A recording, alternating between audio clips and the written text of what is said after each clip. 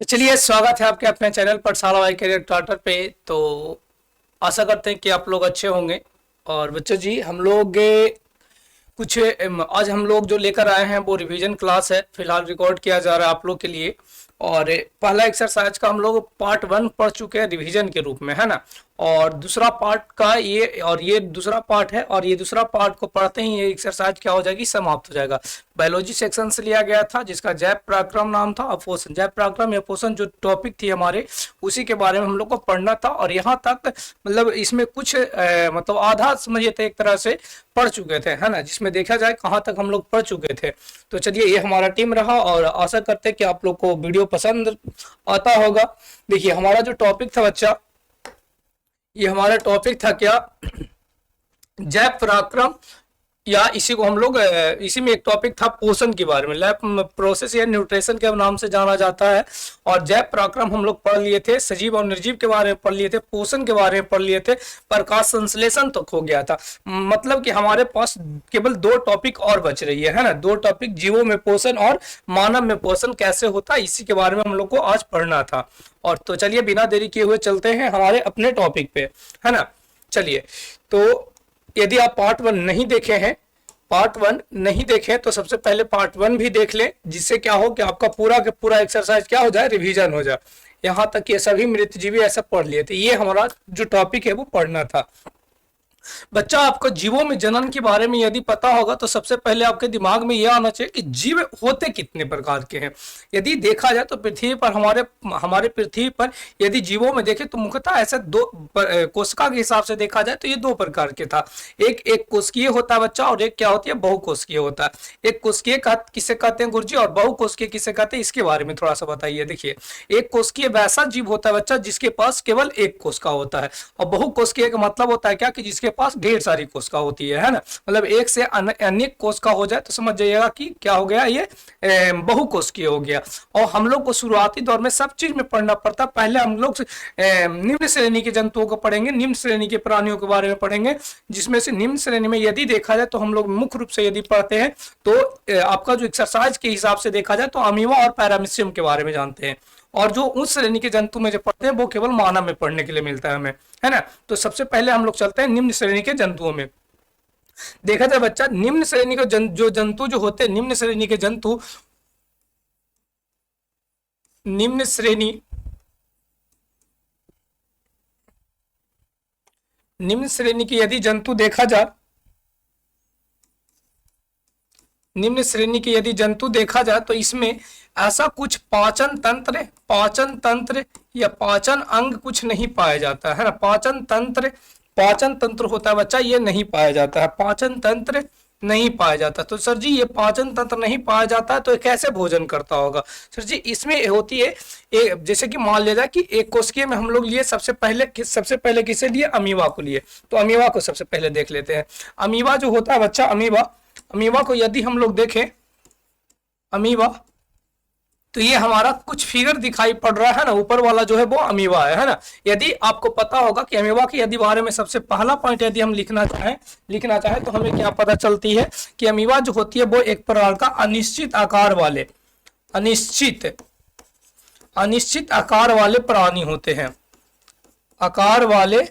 प्राणी होते हैं, है ना।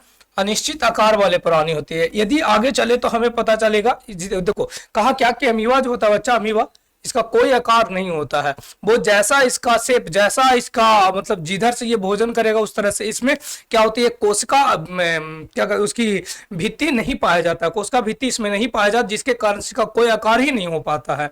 और ये जो आकार ना होने का कारण यही है कि इसकी में क्या नहीं पाई जाती है, कोशिका भित्ति नहीं पाई। तुमसे यदि कोई क्वेश्चन पूछ दे कि आप बताएं हमें कि अमीबा का आकार निश्चित क्यों नहीं होती है, तो क्या बताइएगा आप, क्योंकि आंसर यही है कि क्या बताना है कि अमीबा जो होती है बच्चा, अमीबा में कोई कोशिका भित्ति नहीं पाया जाता, इसी के कारण से उसका आकार निश्चित नहीं हो पाता है। ठीक है, तो अमीबा का आकार अनिश्चित वाले होते हैं। ठीक है, यदि इसमें भोजन की बात करें बच्चा तो इसमें 3 तरह के क्रिया में पूरा कर लेता है भोजन को। सबसे पहले क्या करता, अंत ग्रहण करता। ठीक है, अंत ग्रहण करता है, उसके बाद में क्या करता है, ये पाचन करता है, पाचन करता है, उसके बाद में क्या करता है, बहिष्करण करता है, बहिष्य करण कर देता है, बहिष्करण मतलब यदि हमें ये अमीबा, यदि आंख मूंद के यदि हमें कोई डायग्राम पढ़ दिया बच्चा, तो ये हमारा क्या हो गया, अमीबा हो गया।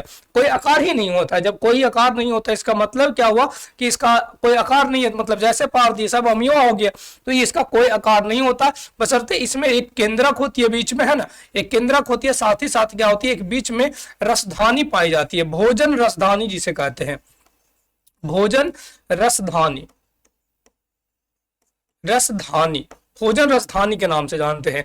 और ये भोजन रसधानी में क्या करता है, यदि भोजन मान लिया जाए कि बच्चा इसको यहाँ पे भोजन मिल गया, कहाँ पे मिल गया, यहाँ पे भोजन मिल गया, ठीक है, यहाँ पे ये भोजन मिल गया, तो ये क्या करेगा, अपना सतह को, अपने ये जो ये भाग है इसे हम लोग कुटपाद के नाम से जानते हैं, या पादाम भी के नाम से जानते हैं। ये जो क्या होता है, तोड़ लेता है, ये क्या करता है, तोड़ देता है ना, और तोड़ कर क्या करता है, भोजन को अपनी ओर अंदर कर लेता है, और उसके बाद में क्या करता है, उसके बाद में क्या करता है कि ये भोजन को अंदर करती है और लेकर चला आता है कहां पर, रसधानी के पास, भोजन रसधानी के पास। अब भोजन रसधानी के पास जैसे ही जाता है, भोजन को क्या कर लेता है, ये कुछ इंजाम भी स्रावित होती है, लेकिन पूर्ण रूप से मतलब हम लोग के जैसा कुछ इंजाम ऐसा स्रावित नहीं होता है, तो कुछ इंजाम के चलते ये क्या करता है, भोजन को पाचन कर पाता है, ठीक है।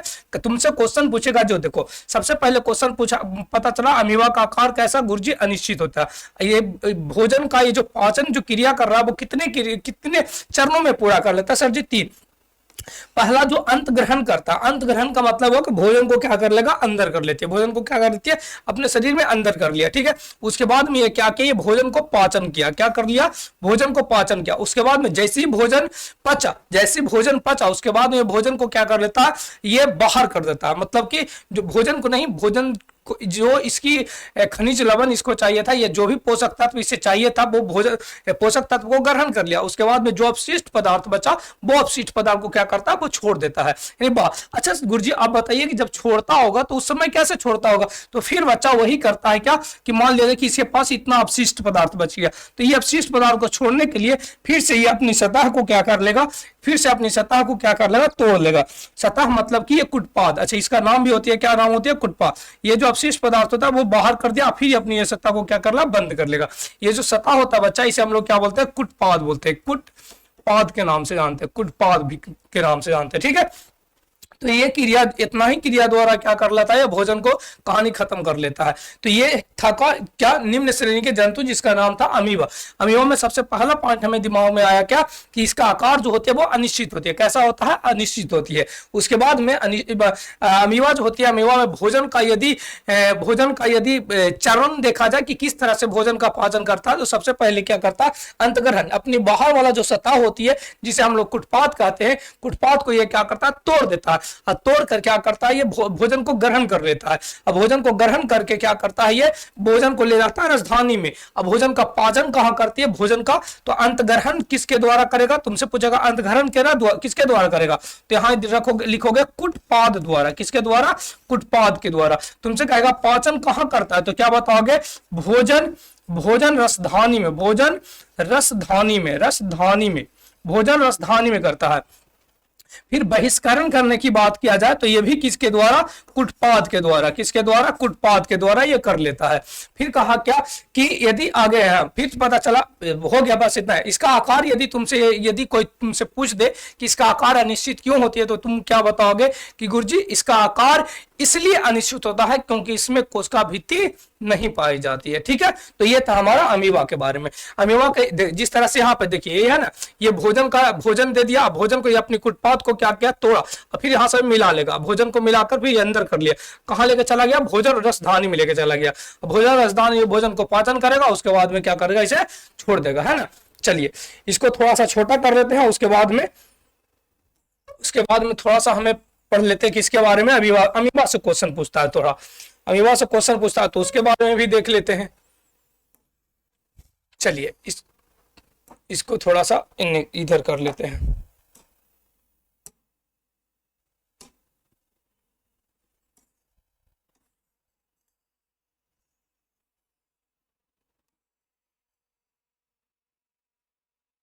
चलिए ये हो गया अमीबा, ये साइड हो गया। अब चलते हैं पैरामीशियम पे। पैरामीशियम की करें बच्चा, पैरामीशियम की, तो पैरामीशियम जो होता है, पैरामीशियम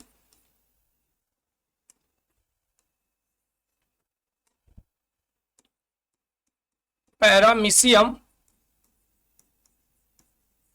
पैरामीशियम की बात करें बच्चा तो पैरामीशियम जो होता है ये भी एक प्रकार का एक कोशिकीय प्राणी होता है, एक कोशिकीय जीव होता है, लेकिन इसमें भी भोजन की बात करें। अच्छा, सबसे पहले उसी तरह से इसका यदि हम देखें तो पहला पॉइंट क्या कि इसका आकार जो होता है वो कैसा होता है, चप्पल की जैसा होता है, चप्पल है ना, चप्पल की जैसा होता है। चप्पल यानी जो स्लीपर जो होता है, स्लीपर जो होता है उसी तरह से स्लीपर की जैसा होता है। अभी जो स्लीपर जो होता है मतलब जिस तरह से चप्पल जो होता है, देखो यहाँ पे जो देखो ये है ना, ये देखो स्लीपर की जैसा दिखाई पड़ रहा है ना, तो ये स्लीपर की जैसा होता है। और इसमें भोजन की बात करें, इसमें भोजन की बात करें तो भोजन किसके द्वारा करता है गुरुजी, तो इसमें भोजन करता है कोशिका मुख्य द्वारा, कोशिका मुख्य द्वारा, कोशिका मुख्य द्वारा। या इसी को हम लोग क्या बोलते हैं, साइटोअस्टोमा कहते हैं, साइटोअस्टोमा कहते हैं, साइटोअस्टोमा के नाम से जानते हैं, साइटोअस्टोमा द्वारा करता है। इस पे बाबू, इस पे क्या होता है, इस पे इसके पूरे शरीर पर क्या पाई जाती है, सिलिया पाई जाती है, सिलिया या फ्लैजिला पाई जाती है, जिस कारण से पाई जाती है, जिस कारण से क्या होता है, ये एक जगह से दूसरी जगह, जिसके कारण से एक जगह से दूसरी जगह जा पाता है। तुमसे कहेगा क्या कि जो पैरामीशियम एक जगह से दूसरी जगह किसके द्वारा जाता है, तुम क्या बताओगे सर जी, उस पे क्या पाई जाती है, सिलिया पाई जाती है, जिस कारण से एक स्थान से दूसरे स्थान पर जाता है, दूसरे स्थान पर जाता है, मतलब ये चलने जाता है। इसे चलने के लिए, इसे गमन करने के लिए, या ये एक जगह से चालन करने की बात करें तो इसके शरीर पर जो, हमारे शरीर पर जो रोम दिखाई पड़ रहा है बच्चा, इसी तरह से इसके शरीर पर बहुत सारे अनेकों रोम पाई जाती है, जिसे हम लोग क्या बोलते हैं, सिलिया बोलते हैं। और यही सिलिया के द्वारा ये क्या करता है कि जहां पे भोजन जाना, मतलब भोजन के पास जाना हो या कहीं पे एक जगह से दूसरी जगह चालन करना हो, तो उस कंडीशन में वो अपनी स्थान को बदलती है, किसके द्वारा, तो सर जी सिलिया या फ्लैजिला के द्वारा ये बदल पाता है। ठीक है, तो ये था हमारा कुछ क्या पैरामीशियम से सबसे पहले पता चला, पैरामीशियम जो होती है वो एक प्रकार का क्या है, तो चप्पल के आकार की दिखाई देने वाला प्राणी है। इसका ये जो भोजन करता है वो किसके द्वारा करता है, साइटोअस्टोमा द्वारा। एक पॉइंट और लिख लो कि बच्चा क्या कि इसमें भी भोजन का पाचन जो होता है, भोजन का पाचन जो होता है, पाचन जो होता है वो कहां पे होती है सर जी, भोजन रसधानी में, भोजन रसधानी में होता है, भोजन रसधानी में ही होती है, भोजन रसधानी में होती है।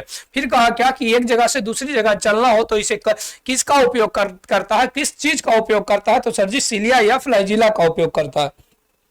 तुमसे पूछेगा कि भोजन का पाचन कहाँ पे होती है, तो इसमें भी भोजन का पाचन कहाँ होती है, भोजन रसधानी में होती है। तो ये था हमारा निम्न श्रेणी का। अच्छा, भोजन की विधि यदि पूछा जाए बाबू, भोजन की विधि तो दोनों की बात करें, दोनों तो इसमें प्राणी संपोषण होता है, प्राणी संपोषण होता है। यदि भोजन की विधि तुमसे पूछे कि कौन सा विधि द्वारा भोजन करता है, तो क्या बताओगे कि अमीबा और पैरामीशियम जो होती है दोनों के दोनों क्या कैसी प्राणी है, तो प्राणी संपोषण प्राणी है। मतलब प्राणी जैसा, जिस प्राणी संपोषण जो पढ़े थे, पर पोषण के 3 प्रकार था ना, मृतजीवी था, परजीवी था और प्राणी संपोषण था। तो यही प्राणी संपोषण विधि द्वारा ये भोजन को ग्रहण कर पाता है। ठीक है, और ये आकार तुम्हें दिखाई पड़ रहा है। ठीक है, अब चलते हैं हम, अब हमारा एक टॉपिक है जिसका नाम है क्या, अब हमारा एक टॉपिक है जिसका मानव में पोषण। बच्चा याद रखोगे कि मानव में पोषण की बात करें तो मानव में पोषण करने के लिए ढेर सारी अंग भाग लेता है, और वही अंग मिल कर क्या बनाता है, पाचन तंत्र का निर्माण करता है। पाचन तंत्र का निर्माण करने की बात करें तो यदि हम देखें तो क्या होती है, इसमें अनेक अंग भाग लेते हैं, अनेक अंग भाग लेते हैं, और यही अनेक अंग भाग लेकर क्या करता है, तो ये आपका पाचन तंत्र का निर्माण करता है। या पाचन तंत्र जिसमें यदि हम देखें तो क्या होती है, इसमें मुख्य रूप से यदि देखें तो एक होता है आहार नाल की बात कर रहा है। फिर यदि इसमें देखें तो पाचक ग्रंथि, और कुछ की बात करें बच्चा तो इसमें होती है पाचक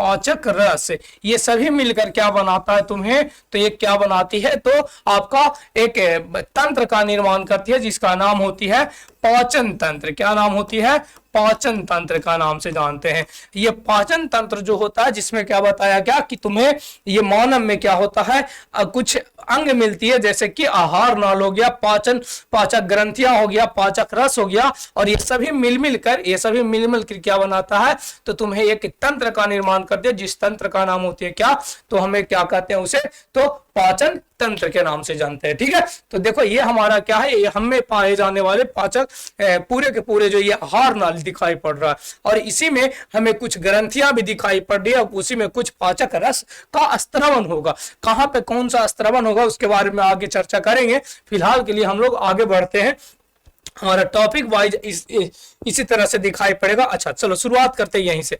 यदि बच्चा हमारा आहार नाल की बात करें, आहार नाल, तो आहार नाल की जो शुरुआत होता है बच्चा, आहार नाल का जो शुरुआत होता है तो ये हमारा मुख गुहा से शुरू होता है। कहां से शुरू होता है, मुख गुहा से शुरू होता है। मुख गुहा यदि देखा जाए, मुख गुहा की यदि बात करें बच्चा, मुख गुहा तो ये हमारे दो जबड़ों से मिलकर बना हुआ रहता है। दो जबड़ों से मिलकर बना हुआ रहता है। कितने से मिलकर बना होता है, तो दो जबड़ों से, एक ऊपर जबड़े और नीचे जबड़े, है ना, एक ऊपर में होते, ऊपर भाग में होता है, नीचे भाग में होता है। ऊपर वाला जो होता है वो अस्थाई रहता है और नीचे वाला जो होता है मोमेंट कर पाता है। जैसे कि ये जो ऐसे नीचे वाला देख रहे होगे, मेरा वाला इधर इधर हो रहा है ना, लेकिन ऊपर वाला जो है वो क्या है, एक प्रकार का अस्थाई है। आप लोग सबका वही स्थिति है ना, तो ये जो ऊपरी वाला जो जबड़े वो होते हैं वो अस्थाई होते हैं, और निचला जो जबड़ा होता है वो क्या होते हैं, अस्थाई होता है। मतलब मोमेंट कर सकता है, गति कर सकता है, एक जगह से दूसरी जगह जा सकता है। फिर पता चलेगा बाबू कि जो मुख गुहा जो होती है, मुख गुहा में देखा जाए तो एक जीभ होता है। एक क्या होती है सर जी, जीभ होता है, जीभ, एक जीभ होता है, और कुछ दांतें होती है। दांतें में करीब करीब कितने होते हैं सर जी, 32 दांतें उपस्थित होते हैं। दांतें उपस्थित होते हैं ना, 32 दांतें उपस्थित होती है। ये सभी कुछ इसमें भी क्या पाई जाती है, ग्रंथि पाई जाती है। क्या पाई जाती है गुरुजी, ग्रंथि। कौन सा ग्रंथि, तो आपका लार ग्रंथि या लाला ग्रंथि से कहते हैं। लाला ग्रंथि या लार ग्रंथि क्या होती है, उसमें पाई जाती है हमारे मुख गुहा में। यदि आगे चले बच्चा तो हमें दिखे, अब सबसे पहले फिर से एक बार रिवीजन आप लोगों को कराते हैं। सबसे पहले यदि देखा तो हमारे पास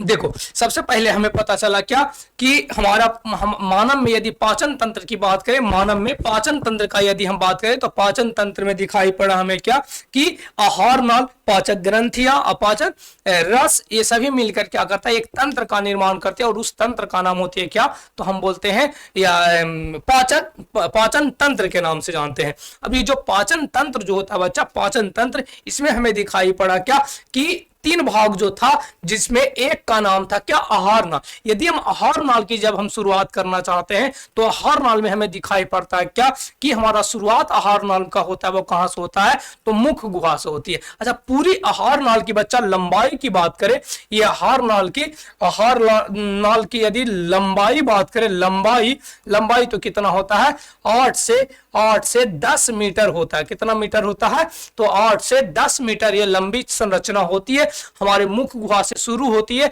और लास्ट कहां होती है सर जी, छोटी आंत में जाकर ये लास्ट हो जाती है। कहां होती है, तो छोटी आंत में जाकर ये लास्ट हो जाता है ना।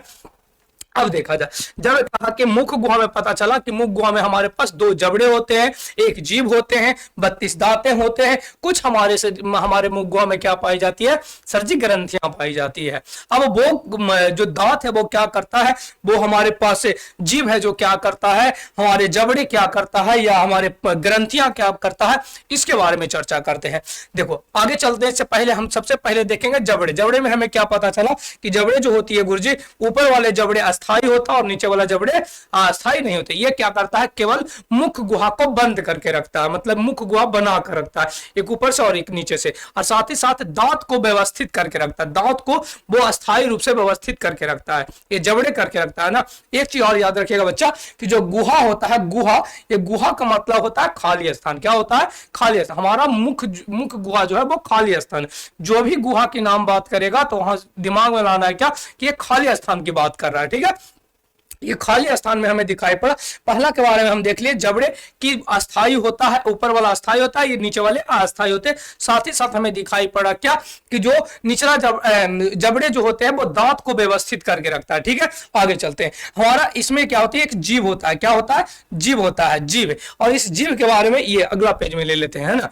जीभ, जीभ की बात करें बच्चा, जीभ तो हमारे होगा, जीभ की बात भी दिखाई पड़ेगा, हाँ कहीं पे होगा जीभ। हाँ देखिए जीभ ये है ना। ये जो जीभ है बच्चा, ये जो जीभ दिखाई पड़ रहा है, हमारा कुछ भाग जो होता है, जीभ क्या करता है, जीभ देखे होगे आप, जीभ तो चलिए यहीं पे देख लेते हैं। जीभ जो होता है बच्चा ऐसे इस तरह से, जीभ जो होता है, जीभ पर क्या होती है, छोटे छोटे क्या पाई जाती है, कलिका पाई जाती है। क्या पाई जाती है, कलिका, कलिका। और यही कलिका को क्या बोलते हैं, स्वाद कलिका कहते हैं। क्या बोलते हैं, स्वाद कलिकाएं, कलिकाएं, स्वाद कलिकाएं। तुमसे पूछेगा क्या कि जीभ पर पाए जाने वाले जो छोटे छोटे जो कलिकाएं दिखाई पड़ती है उसे हम क्या किस नाम से जानते हैं, तो क्या बताइएगा आप, स्वाद कलिकाएं कहते हैं।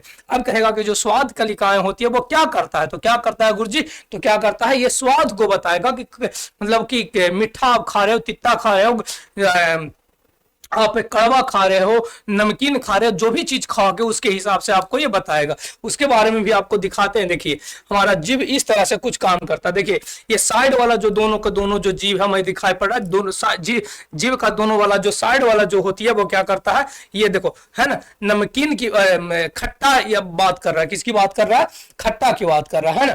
देखिए फिर कहता है क्या कि जो बीच के एकदम आगे की ओर देखिए, अंदर वाली बात करें तो हमें क्या दिखाई पड़ रहा है, तो सर जी तीता वाली बात कर रहा है। क्या, तीता, जितना भी तीखा जो खाओगे तो सब की सब कहां पे बताएगा, तो लास्ट वाले पार्ट। ऐसे ये सब क्वेश्चन तुमसे नहीं पूछता, ये केवल दे दिए कि तुम्हें नॉलेज के हिसाब से हो जाए ना।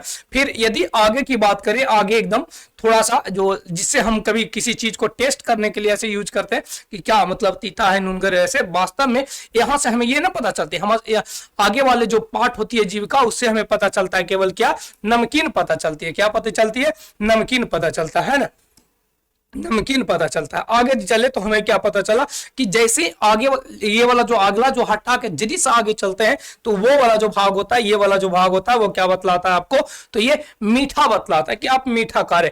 और इसमें क्या था कि जो लास्ट जब शुरुआत वाला जीव का जो शुरुआत जो भाग था वो नमकीन तुम्हें बता रहा था। और उसके बाद में ये जो मीठा के बाद वाला जो क्षेत्र जो हमें दिखाई पड़ रहा, ये वाला जो क्षेत्र दिखाई पड़ रहा है, ये क्षेत्र क्या बतलाती है, तो हमें खट्टा मीठा ये सब चीजों का यम्मी यम्मी वाला चीज बताता है। ठीक है, ऐसे ये सब क्वेश्चन तुमसे पूछने नहीं जा रहा, आप खाली स्वाद कलिका याद रखिएगा। स्वाद कलिका जो होती है वो स्वाद बतलाती है। हमारे जीभ में बहुत सारे छोटे छोटे संरचना पाई जाती है, उसी को हम क्या बोलते हैं, स्वाद कलिका कहते हैं। ठीक है, इसके बाद में हम चलेंगे कहां पर, तो हमें चलना पड़ता है दांते पर। कहां पे, दांत पे। दांत की बात करें बच्चा, अच्छा दांत से पहले हम ग्रंथि के बारे में देख ले। ग्रंथि जो होती है बच्चा, ग्रंथि लार मुख गुहा में हमारे पास 3 जोड़ी लाल ग्रंथियां पाई जाती है। कितने जोड़ी लाल ग्रंथियां पाई जाती है, सर जी 3 जोड़ी लाल ग्रंथियां पाई जाती है ना।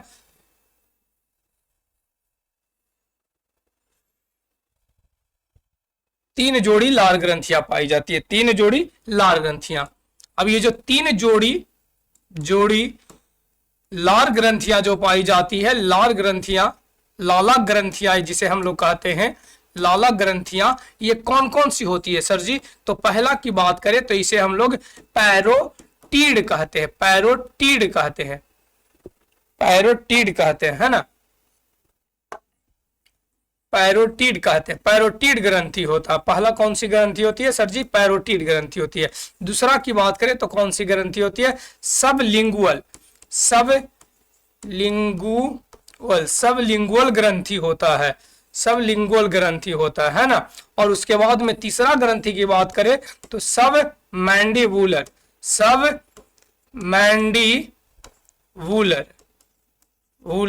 मैंडिबुलर की बात करता है। 3 ग्रंथि जो होती है, और ये तीनों के तीनों ग्रंथियां जो होता है क्या करता है, तो हमें पाचक रस स्त्रावन करता है, पाचक रस स्त्रावन करता, पाचक रस, है ना, पाचक रस। इसी मुख गुहा में बाबू हमारे पास एक ग्रंथि और एक इंजाम स्रावित होती है जिसका नाम होती है टाइलिन।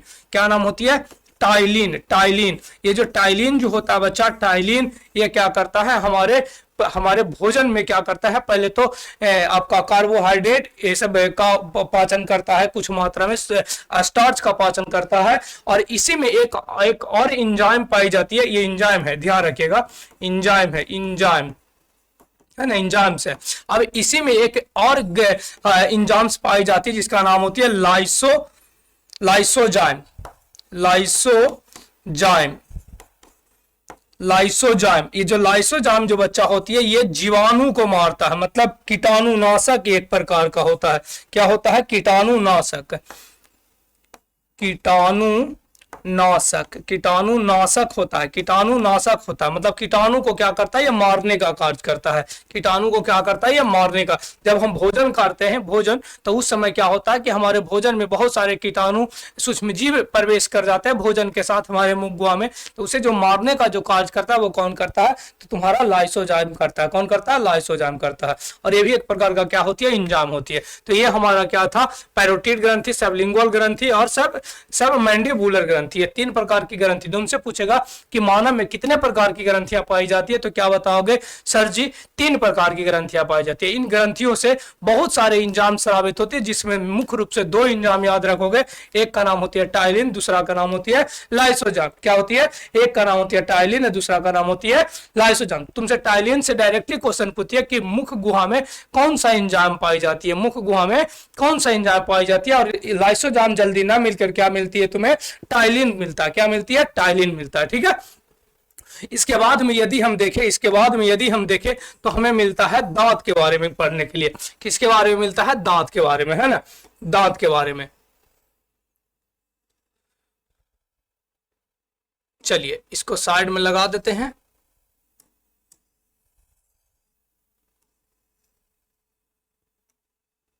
चलिए दांत के बारे में अब चलते हैं। दांत के बारे में, दांत यदि देखा जाए बच्चा, दांत यदि हम देखें, दांत तो जो दांत जो होता है वो मुख्य रूप से 4 प्रकार के, कितने प्रकार के होते हैं? 4 प्रकार के। दांत जो होता है वो कितने प्रकार के होते हैं? 4 प्रकार के होते हैं। प्रकार, दांत की प्रकार की बात करें तो ये 4 प्रकार का। इसका यदि ट्रिक से याद करोगे तो याद रखोगे आईसीपीएम, इंसाइजर, कैनाइन, प्री मोलर और मोलर के नाम से जानते हैं। एक के नाम होता है इंसाइजर, दूसरा का नाम होता है molar, incisor, canine, pre molar और मोलर के नाम से जानते हैं। ठीक है, एक का नाम होती है कतरनक, हिंदी में यदि देखे तो कतरनक, दूसरा का नाम होता है भेदक,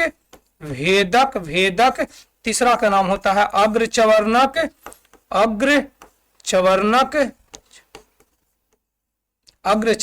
और चौथा का नाम होता है क्या? चवर्णक। ये 4 प्रकार की जो दांत होती है बच्चा, ये 4 प्रकार के हमारे मुख गुहा में दांत पाई जाती है। इसकी संख्या की बात करें, संख्या तो कितना था? संख्या यदि देखा जाए तो कितने होते हैं? 32 होते हैं। लेकिन समानता ये 32 नहीं हो पाता है, सभी व्यक्तियों में 32 हमें दिखाई नहीं पड़ती है ना, दिखाई नहीं पड़ती है 32 देखा जाए।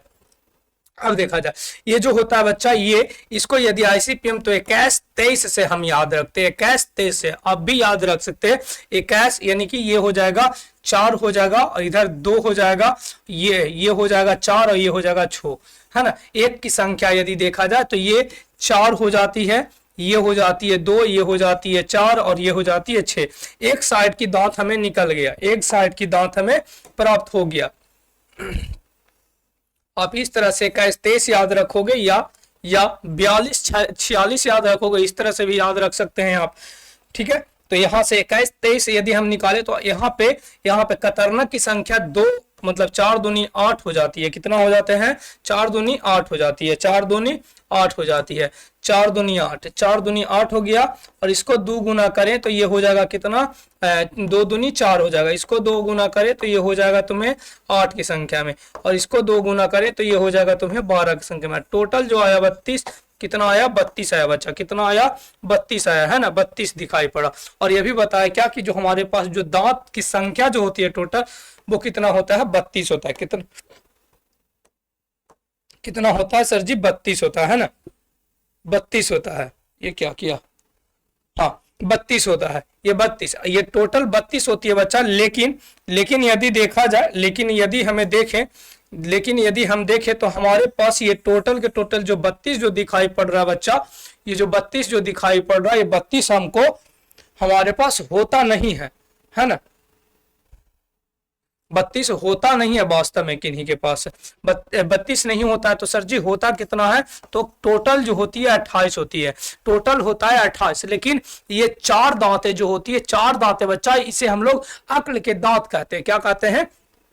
अक्ल के दांत कहते हैं। और ये अक्ल के दांत भी एक प्रकार का अवशेषी अंग होता है। क्या होता है? अवशेषी अंग। क्या होता है गुरुजी? तो वैसा अंग जिसका पहले तो उपयोग था लेकिन अब उसका उपयोग नहीं है, तो उस अंग को हम लोग क्या बोलते हैं? अवशेषी अंग कहते हैं, है ना। तो ये हमारे पास 4 दांत होता है, अक्ल का दांत। लेकिन ऑप्शन यदि तुम्हें मिलेगा तो 28 नहीं मारना है, हमको मारना है कितना? 32 मारना है। क्योंकि मानव तुमसे डायरेक्टली पूछेगा कि मानव में दांतों की संख्या कितने होते, तो कितना बताओगे? 32 बताओगे। होने के लिए तो होता तो है, ऐसे मान कर देखा जाए तो 28 ही होती है सभी व्यक्ति में समानता। लेकिन अब क्वेश्चन के हिसाब से देखें तो हमें, ऑप्शन के हिसाब से देखें तो तुम्हें 32 ही मिलेगा, 28 शायद ऑप्शन में नहीं दिखाई पड़ता है। अब देखो, अब यदि आगे चले तो हमें मिलता कि जो टोटल यदि हमें 32 जो दांतों की जो संख्या दिखाई पड़ा बच्चा, दांतों की संख्या टोटल 32। अच्छा, ये करता क्या है? ये क्या करता है? ये सर काटता है, काटता है भोजन को। क्या करता है? काटता है। ये क्या करता है? भेदता है, भेदता है। क्या करता है? भेदता है। और ये क्या करता है? तुम्हारा तीसरा नंबर, ये कुछ काच करता है, कुछ काच, कुछ काच करता है। कुछ काच का मतलब क्या हुआ कि ये थोड़ा मात्रा में चूर चार के, जैसे कि हम लोग जब क्या कहते हैं, जब चाय पीते तो उस समय अदरक जो डालते हैं वो पूरा पीस कर नहीं डालते हैं, है ना। उसको क्या करते हैं? थोड़ा मात्रा में कुछ देते हैं, उसके बाद में क्या करते हैं? उसमें डाल देते हैं। तो ये हुआ कुछ काच। वो पीसता पूरा नहीं है ये दांत, हमें क्या करता है? कुछ काच करता। और ये क्या करता है? पीसता है, पीसता है। ये क्या करता है? भोजन को पीसता है, पीसता है केवल, ठीक है। ये भोजन को क्या कर देता है? पीस देता है। मतलब कि ये हमारा आगे वाला जो दांत जो दिखाई पड़ा 4, ये जो आगे वाला जो दांत जो हमें दिखाई पड़ रहा है आगे वाला, जिसके कारण से हम हंसते हैं और हमें हंसने में अच्छा मतलब महसूस होता है। महसूस की बात नहीं कर सकते, मतलब कि जब हंसते हैं तो अच्छा लगता है देखने में। यदि दांत आगे वाला न रहे, मतलब तुम्हारा कतरनक न रहे, तो आप एक तरह से हंसीएगा तो आपका मतलब ज्यादातर मुंह आप छिपाते रहेंगे क्योंकि अब जब हंसीएगा तो थोड़ा सा मतलब खराब लगेगा, है ना। तो इस कारण से कह सकते हैं कि आगे वाला जो दांत, जो आगे से जो दांत जो हम लोग को दिखाई पड़ रहा, वो कौन सा दांत होता है? कतरनक होती है, जिसकी संख्या 4 होती है। 4 ऊपर, 4 नीचे। टोटल की संख्या यदि देखा जाए तो कितने थे? 8 थे। उसके बाद में उसी तरह से हम भेदक की देखें तो जो शेर या कुत्ते को जब देखे होंगे तो उसका एकदम नुकीला नुकीला एकदम होता है ना। तो ये जो नुकीला नुकीला जो होता है वो होता है क्या? तो तुम्हारा भेदक होती है। और इसकी संख्या हमारे शरीर में क्या होती है? 2 ऊपर होता है और 2 नीचे होती है। हम लोग कहाँ पे उपयोग करते हैं गुरुजी? हम लोग करते हैं केतारी, गन्ना को फाड़ने में करते हैं ना, या किसी चॉकलेट को फाड़ने के लिए हम लोग यहाँ से यूज करते हैं, या चॉकलेट वाला पैकेट है या किसी का, तो यहाँ से किसी चीज को फाड़ना हो तो हमें कहाँ किसका उपयोग करते हैं? तो सर जी भेदक को। भेदक का मतलब होता है क्या? कि चीड़ फाड़ करना। क्या करना? चीड़ फाड़ कर देना, है ना। फिर क्या हो जाता है? अग्रचवर्णक। अग्रचवर्णक बताया क्या? केवल कुछ काज करता है। केवल क्या करता है? वो कुछ काज, पूरा पीसता नहीं, केवल कुछ काज करता है। और आगे चलते हैं तो हमारा क्या मिलती है? तो हमारा मिलता है चवर्णक। चवर्णक जो होता है वो क्या मिलता है? ये क्या करता है भोजन को? तो ये पीसता है। क्या करता है? भोजन को पीसता है, जिसकी संख्या 12 होती है। और टोटल मिला के हमारे पास 32 हो गया। अब देखो, अब तुमसे क्वेश्चन पूछेगा क्या कि मानव में दांतों की संख्या कितना? तो सर जी 32 होती है। तुमसे पूछेगा कि बच्चों में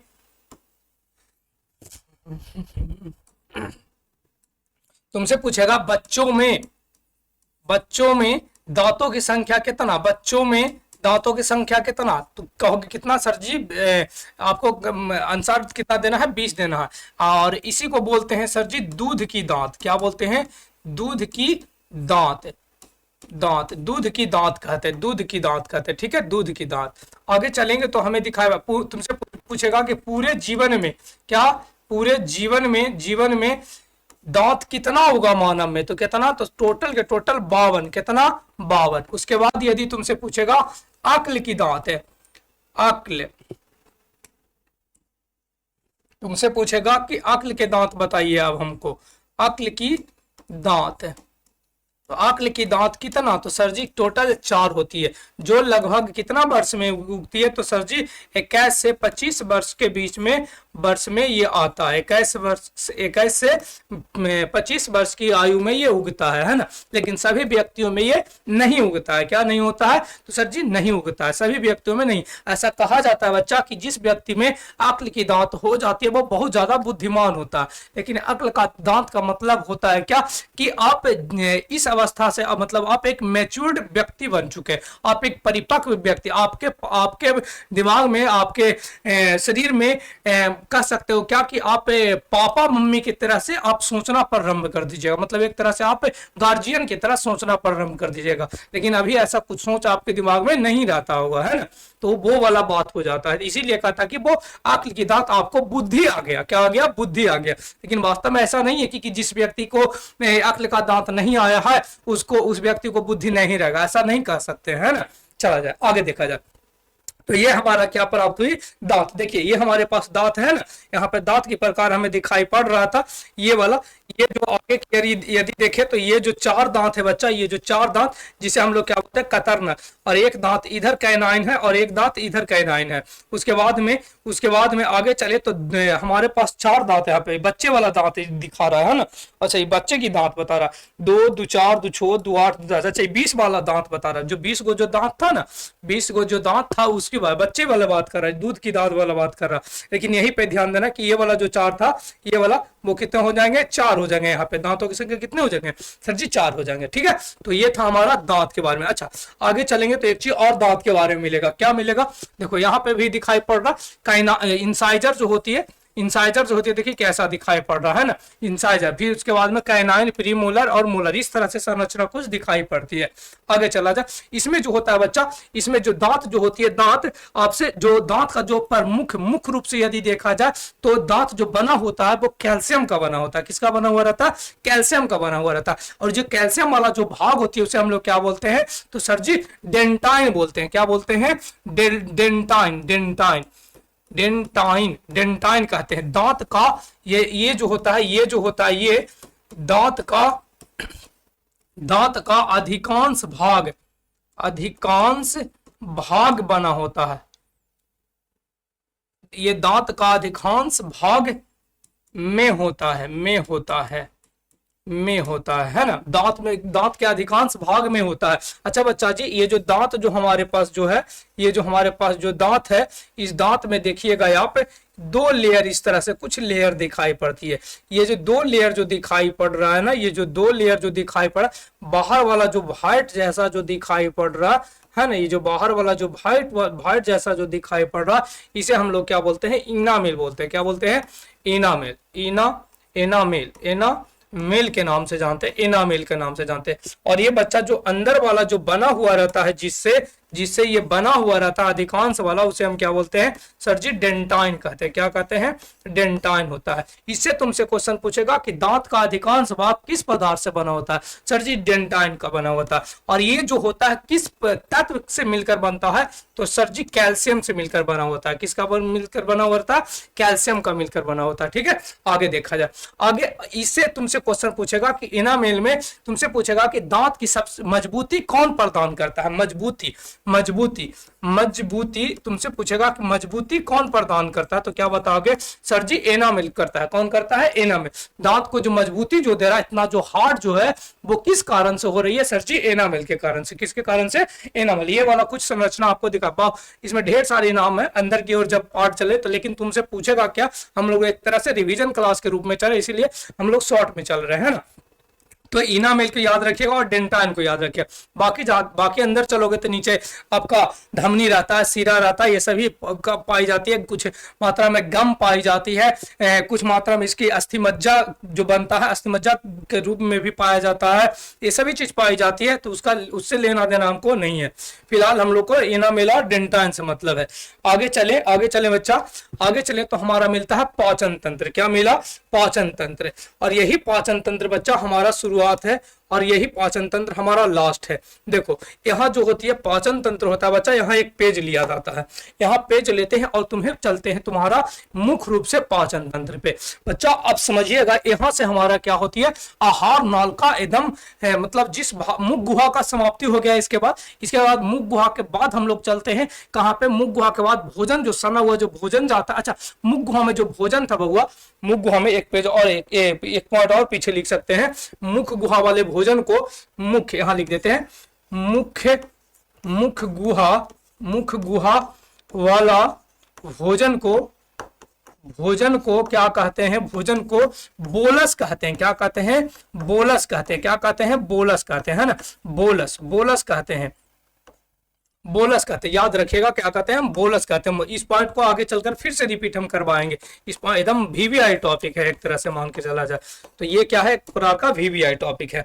आगे चला जाए, अब हम लोग का शुरुआत कहां से चलना, मुख गुहा का जो पिछला भाग से एक भाग खुलती है जिसका नाम क्या होती है सर जी, क्या नाम होती है सर जी, ग्रसनी नाम होती है। क्या नाम होती है, ग्रसनी। जो ग्रसनी जो होती है, ग्रसनी यहां से क्या होती है, यहां से भोजन का जो मुख गुहा था तुम्हारा, मुख गुहा भोजन जो जाती है इसी ग्रसनी में जाती है। इसको हम एक संरचना से देखें, तो आपको दिखाई पड़ेगा कुछ इस तरह से।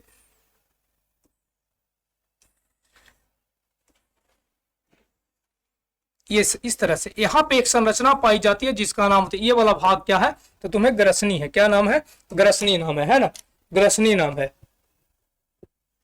दिक्कत ग्रसनी नाम है ना। यदि हम देखें क्या हुआ,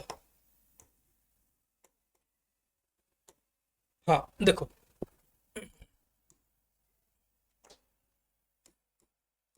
ग्रसनी, ये जो ग्रसनी होता है बच्चा, ये दो भाग में आगे चलकर बढ़ जाती है। एक का नाम होती है कंठ द्वार, एक का नाम होती है कंठ द्वार, और एक का नाम होती है निगल द्वार, निगल द्वार, है ना। एक का नाम होती है कंठ द्वार, एक का नाम होती है निगल द्वार, और इसका नाम होती है एपिग्लॉटिक्स। एपिग्लॉटिक्स क्या नाम होती है, एपिग्लॉटिक्स होती है। अब देखो, अब क्या होता है कि भोजन जो होती है, भोजन यहां से प्रवेश करता है, यहां से भोजन यहां से प्रवेश किया मुख्य गुहा, ऊपर मान लिया जाए कि तुम्हें क्या था, मुख्य गुहा था। क्या था, मुख्य गुहा। और ये मुख्य गुहा से भोजन तो तुम्हारा गया इस ग्रसनी के माध्यम से नीचे की ओर चलती है, और एक भाग होती है जिसका नाम होती है क्या, एपिग्लॉटिक्स। एपिग्लॉटिक्स क्या करेगा, ये भोजन को रास्ता देता है। भोजन को रास्ता मतलब क्या कि इसे जब भोजन को जाना इधर जो आ जाएगा तुम्हें, वो कहाँ चला जाएगा, ये आहार नाल में चला, सॉरी अमाशय में चला जाएगा। कहाँ पे, अमाशय में जाएगा, अमाशय में जाएगा। लेकिन अभी हम लोग को अमाशय की चर्चा नहीं करना है तो उससे मतलब नहीं, अभी ध्यान रखना। अभी देखो भोजन यहाँ से इस नली के द्वारा क्या करेगा, निगल द्वार। अच्छा, निगल द्वार, अमाशय इस नली में होगा, है ना, उल्टा नाम दे दिए। इसमें जो भोजन जाएगा तो कहाँ जाएगा, अमाशय में, अमाशय। अब देखो यहाँ से हमें दिखाई पड़ रहा है क्या कि जो ग्रसनी जो था, ग्रसनी से भोजन जाएगा, इसमें जाएगा कंफर्म करता है कौन, एपिग्लॉटिक्स। जब देखेगा कि भोजन है कि, अब देखेगा सबसे पहले कि भोजन आ रहा है कि वायु आ रहा है। यदि वायु आ रहा है तो वायु वाला को क्या कहते हैं, भोजन वाला को क्या कर देगा, बंद कर देगा। क्या कर देगा, ये बंद कर देगा। जैसे मान लीजिए इधर से भोजन आ रहा है तो ये क्या करेगा, इधर की ओर गिर जाएगा एपिग्लॉटिक्स, और ये भोजन को क्या कर देगा, कंठ द्वारा, कहा, निगल द्वारा। उल्टा तो चल रहे हो तुम यार।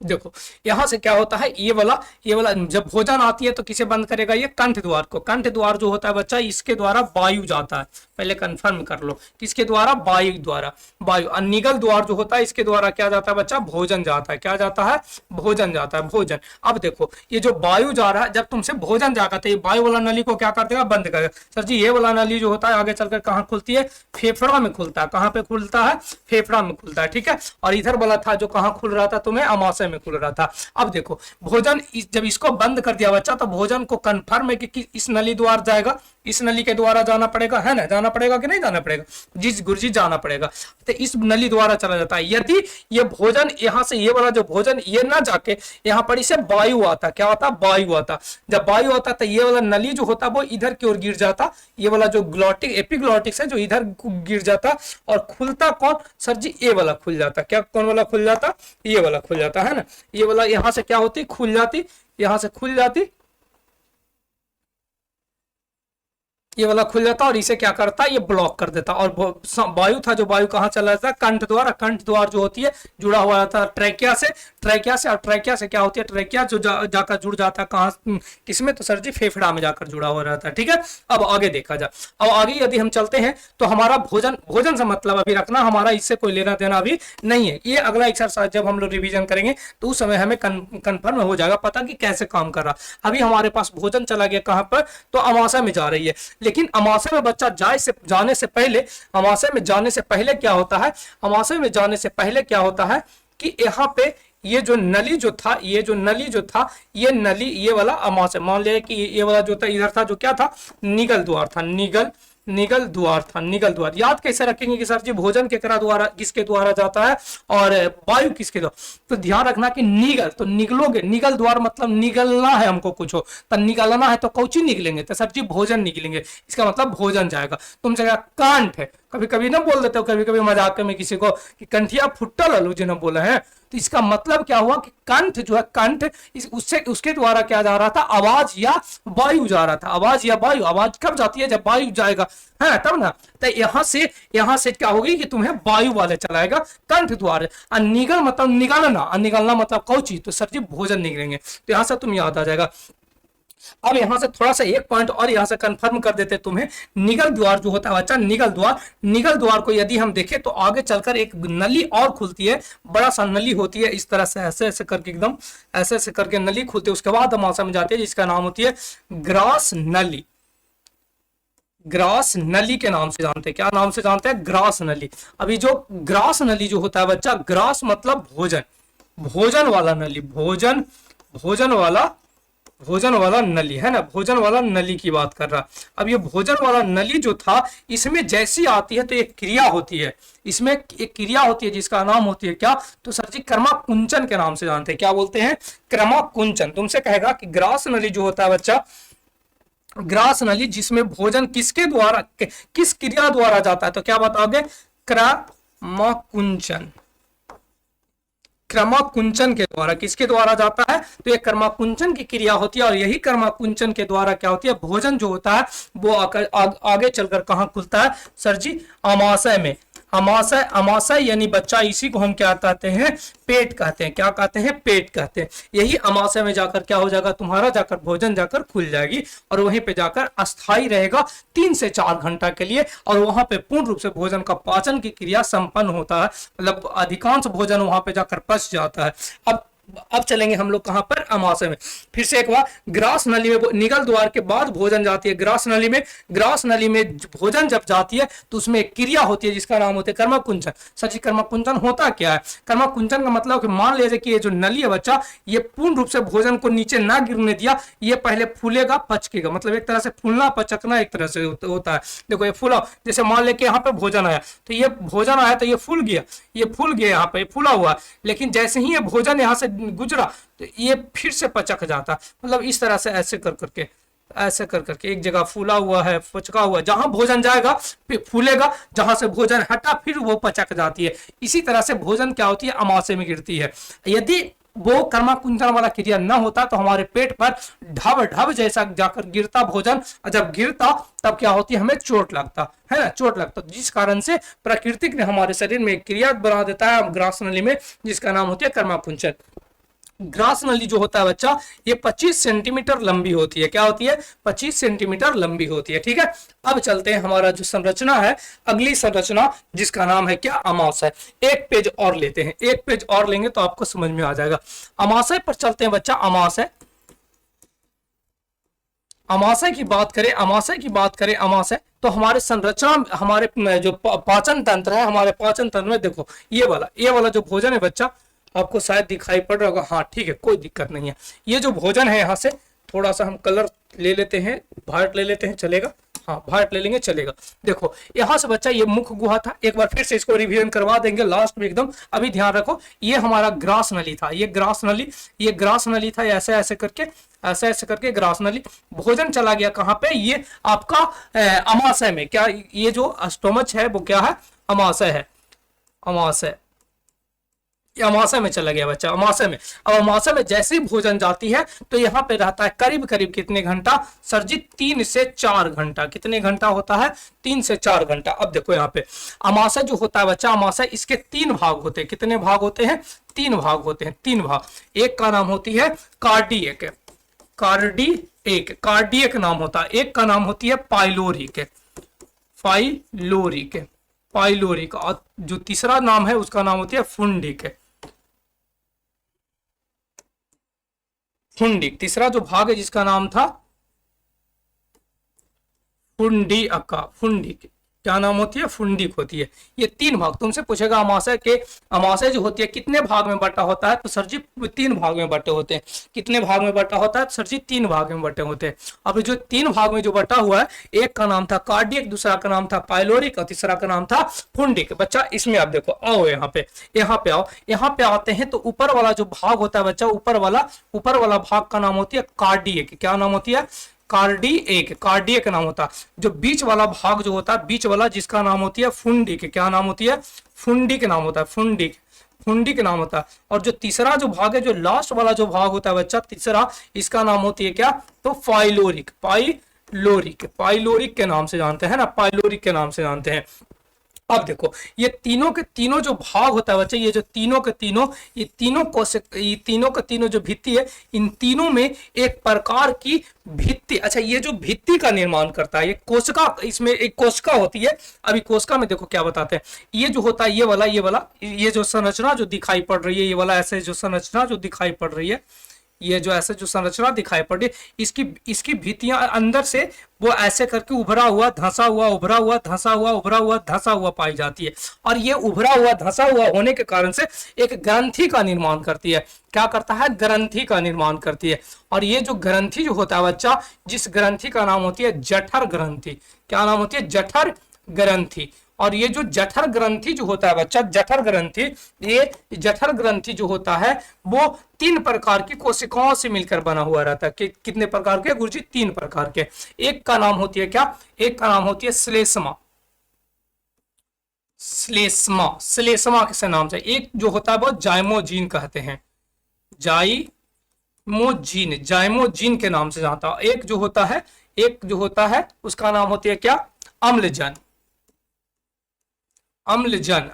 होता है। क्या होता है, अम्लजन होता है। अम्लजन ये 3 प्रकार की कोशिकाओं से मिलकर बना हुआ रहता है बच्चा।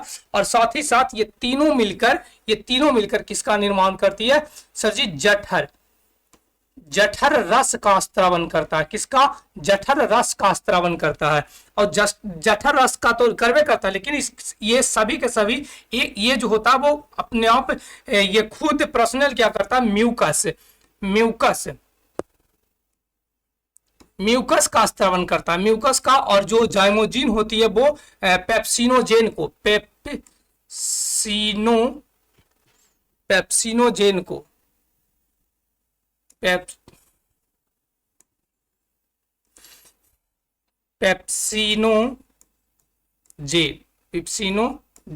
पेप्सिनोजेन का स्त्रावन करता है। और ये जो होता है बच्चा, जो अम्लजन होता है वो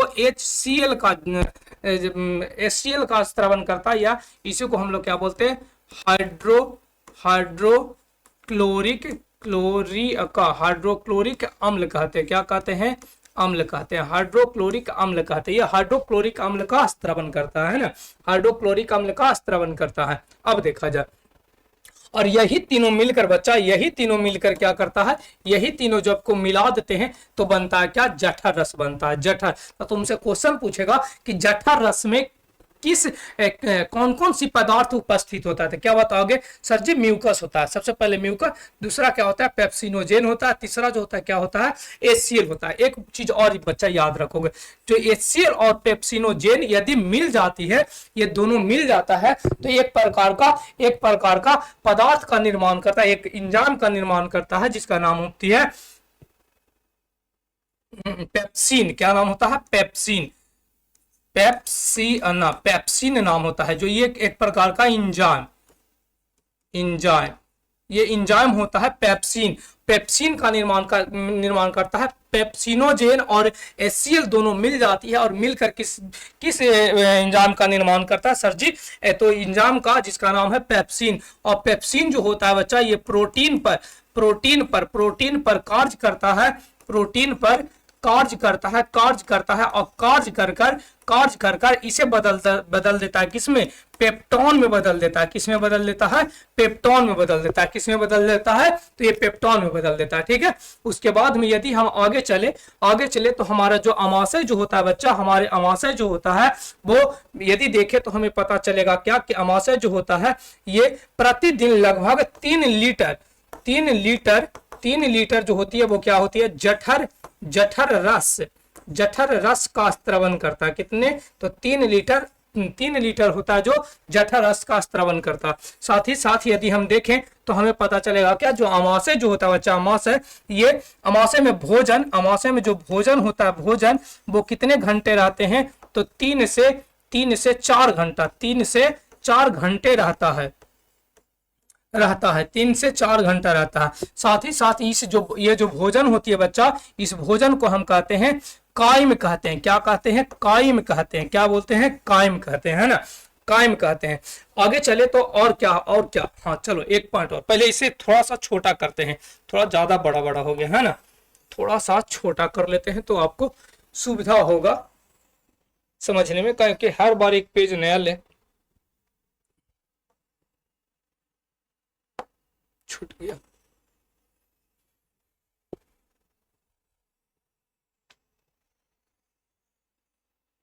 हो गया।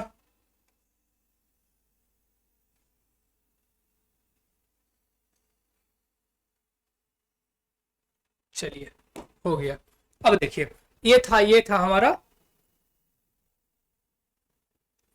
था हमारा अमाशय ग्रंथि। अब देखते हैं कुछ और मात्रा समझते हैं, कुछ और इसके बारे में जानते हैं। जो हमारा बच्चा अब इस तीनों का कार्य क्या है, जो देखिए, जो श्लेष्मा होती है, श्लेष्मा जो होती है, श्लेष्मा इसका कार्य होता है बच्चा क्या करना? एक म्यूकस का स्त्रावन करना, जो म्यूकस का स्त्रावन करना, जो क्या करता है, पहले ऐसे लिख देते हैं, यहाँ पे आपको समझने में थोड़ा सा आसानी पूर्वक होगा, है ना। म्यूकस का स्त्रावन करता है, जो क्या करता है, जो आपका जो अमाशय है, अमाशय की भित्ति को क्या करता है? सुरक्षा देता है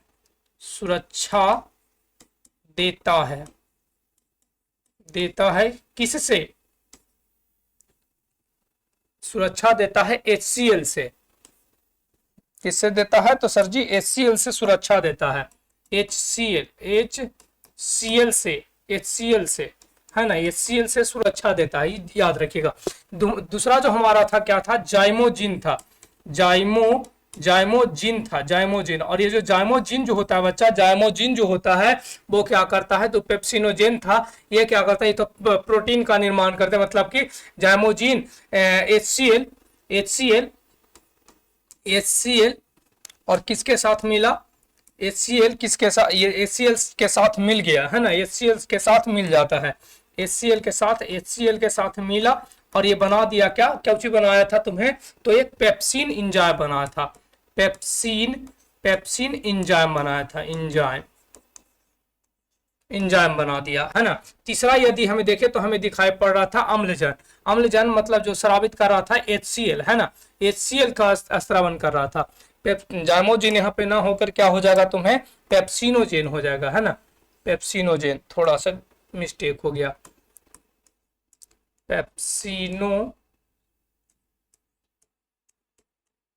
जीन, पेप्सिनोजीन था। अब देखो HCl जो होता है बच्चा, HCl ये भोजन को क्या करता है, भोजन को क्या करता है, अम्लीय करता है, भोजन को अम्लीय बनाता है, अम्लीय करता है। साथ ही साथ ये क्या करता है, तो ये करता है क्या, जीवाणु या कीटाणुनाशक का कार्य करता है, कीटाणुनाशक का कार्य करता है, कीटाणुनाशक का कार्य करता है ना। तो ये तुम्हारा क्या निकल के आएगा, ये तीनों कोशिकाओं से निकल कर चला है यहाँ पे। ठीक है, अब आगे चलते हैं, हमारा जो भोजन, जो बच्चा जो कायम वाला जो भोजन था, कायम वाला, अब इसमें देखिए थोड़ा सा ये जो संरचना था, इसमें हमें समझ में आ गया कि 3 से 4 घंटा रह रहा था। इसमें क्या होता है बच्चा, कभी कभी क्या होती है अमाशय में क्या होती है, कभी कभी एक घाव का रूप लेता है। कब, जो व्यक्ति ज्यादा दिनों तक ये भूखे रहते हैं, भूखे रहते हैं, या कह सकते हो क्या कि जो व्यक्ति पूजा पाठ बहुत ज्यादा करते हैं और अधिकांश दिनों तक ये ज्यादातर भूखे रह जाते हैं, उस कारण से क्या होती है कि हमारे में एक भाग होता है हमारे अमाशय में, रुजि, जिसका नाम होता है रुजि जो क्या करता है, जाकर पेट में गड़ जाता है। हमारे जब भोजन नहीं रहता तो दोनों वाला जो अमाशय का जो दोनों भित्ति जो होती है, दोनों ऐसे सट जाती है, जिसके कारण से क्या होती है, घाव हो जाती है। ये जो घाव होता है बच्चा, ये जो घाव होता है, इस घाव का नाम होती है, अमाशय में होती है, इसी के कारण से अल्सर कहते हैं, पेप्टिक अल्सर, पेप्टिक अल्सर के नाम से जानते हैं, पेप्टिक अल्सर कहते हैं। तुमसे पूछेगा क्या कि अमाशय में होने वाला घाव को किस नाम से जानते हैं, सर जी पेप्टिक अल्सर के नाम से जानते हैं। किस नाम से जानते हैं, पेप्टिक अल्सर के नाम से जानते हैं। और ये जो भोजन होगा बच्चा, अब जो भोजन होगा, जो तुम्हारा पाइलोरिक जो भाग था, पाइलोरिक भाग ये प्रवेश कराएगा किसमें, सर जी छोटी आंत में प्रवेश कराएगा। किसमें, ये जो रेड वाला जो कलर जो दिखाई पड़ रहा है अंदर से गया है, ये रेड वाला में ये जो सभी के सभी जो ये जो संरचना जो दिखाई पड़ रही है, ये संरचना किसका भाग है, तो सर जी छोटी आंत का है। यह एक प्रकार का चाउमीन जैसा एकदम एक लच्छे के रूप में सम्मिलित रहता है, ये सम्मिलित रहता है ना, ये सम्मिलित रहता है, ये छोटी आंत में प्रवेश करेगा। छोटी आंत में जैसे ही चलते हैं बच्चा, छोटी आंत में जैसे ही चलते हैं तो हमारा एक पेज और लेना पड़ जाएगा, है ना। छोटी आंत के बारे में अब देखिए, भोजन जो होती है वो छोटी आंत में चली गई है। अब छोटी आंत में देखा जाए बच्चा, तो छोटी आंत का सबसे पहला पॉइंट यदि हम देखें तो हमें क्या प्राप्त होती है कि छोटी आंत आहार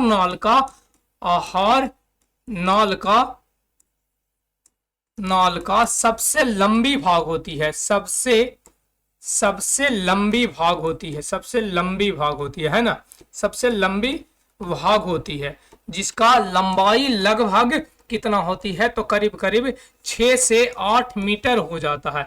अकेले 6 से 8 मीटर होता है, जो 8 से 10 मीटर पूरा आहार नल की लंबाई होती है, जिसमें 6 से 8 मीटर जो होता है वो कौन होता है, तो तुम्हारा कौन हो जाता है, तो सर जी आपका छोटी आंत ही हो जाता है, ना।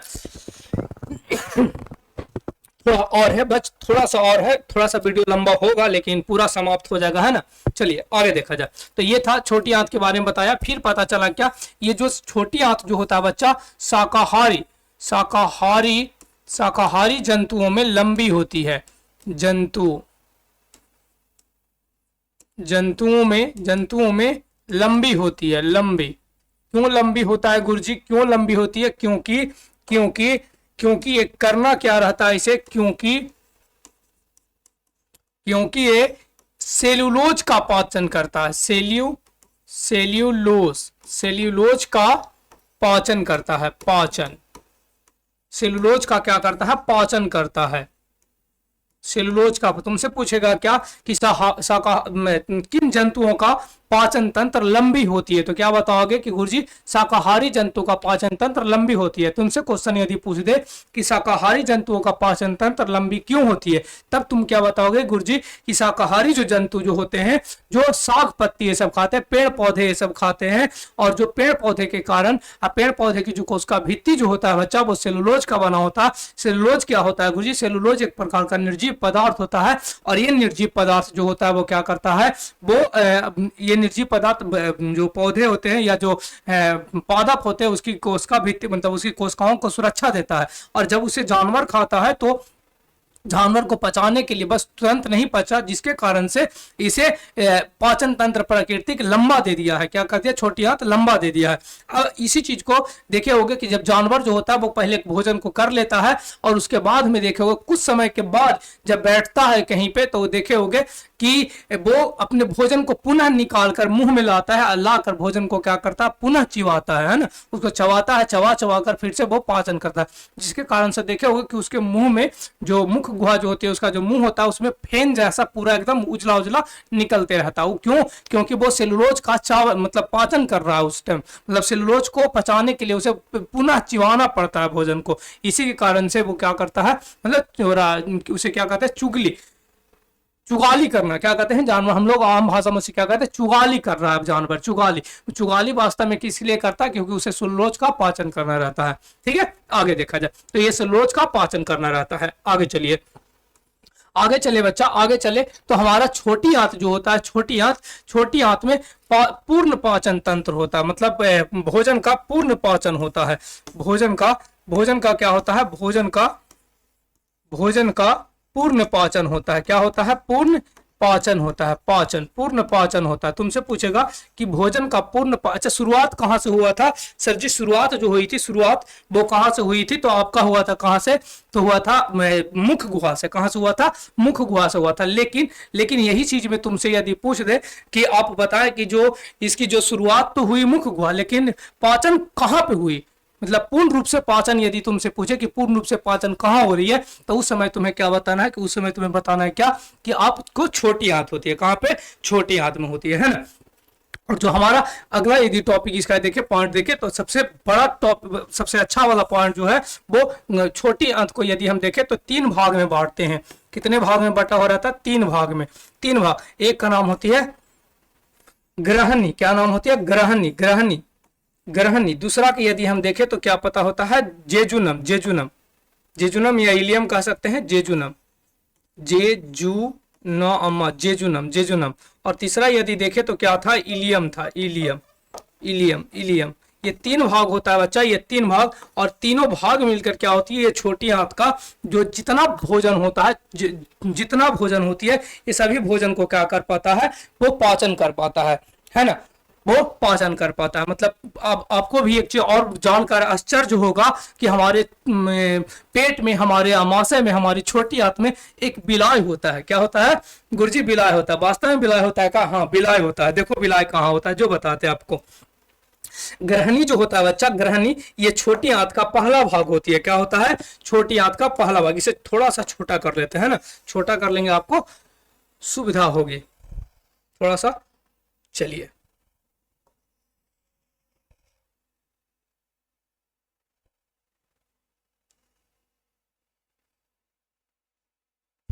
चलिए अब देखिए, जो ग्रहणी जो होता है बच्चा, ग्रहणी ये क्या होती है? ग्रहणी ये जो पाइलोरिक से भोजन आया, पाइलोरिक से भोजन आया, भोजन कहाँ पे जाता है? तो सर जी भोजन जो जाता है वो कहाँ जाता है? वो कहाँ जाता है? तो सर जी भोजन जो जाता है वो ग्रहणी में जाता है। और ग्रहणी जो होता है, ग्रहणी ये छोटी आंत का सबसे पहला भाग है। पहला भाग होता है। क्या होती है? पहला भाग होता है। फिर इसके बाद जो भोजन जाता है वो कहाँ जाता है? तो आपका जेजुनम में जाती है। कहाँ जाता है? जेजुनम में। जेजुनम जो होती है वो ये मध्य भाग होता है। मध्य भाग मतलब ये बीच वाला भाग होता है। बीच वाला भाग होता है।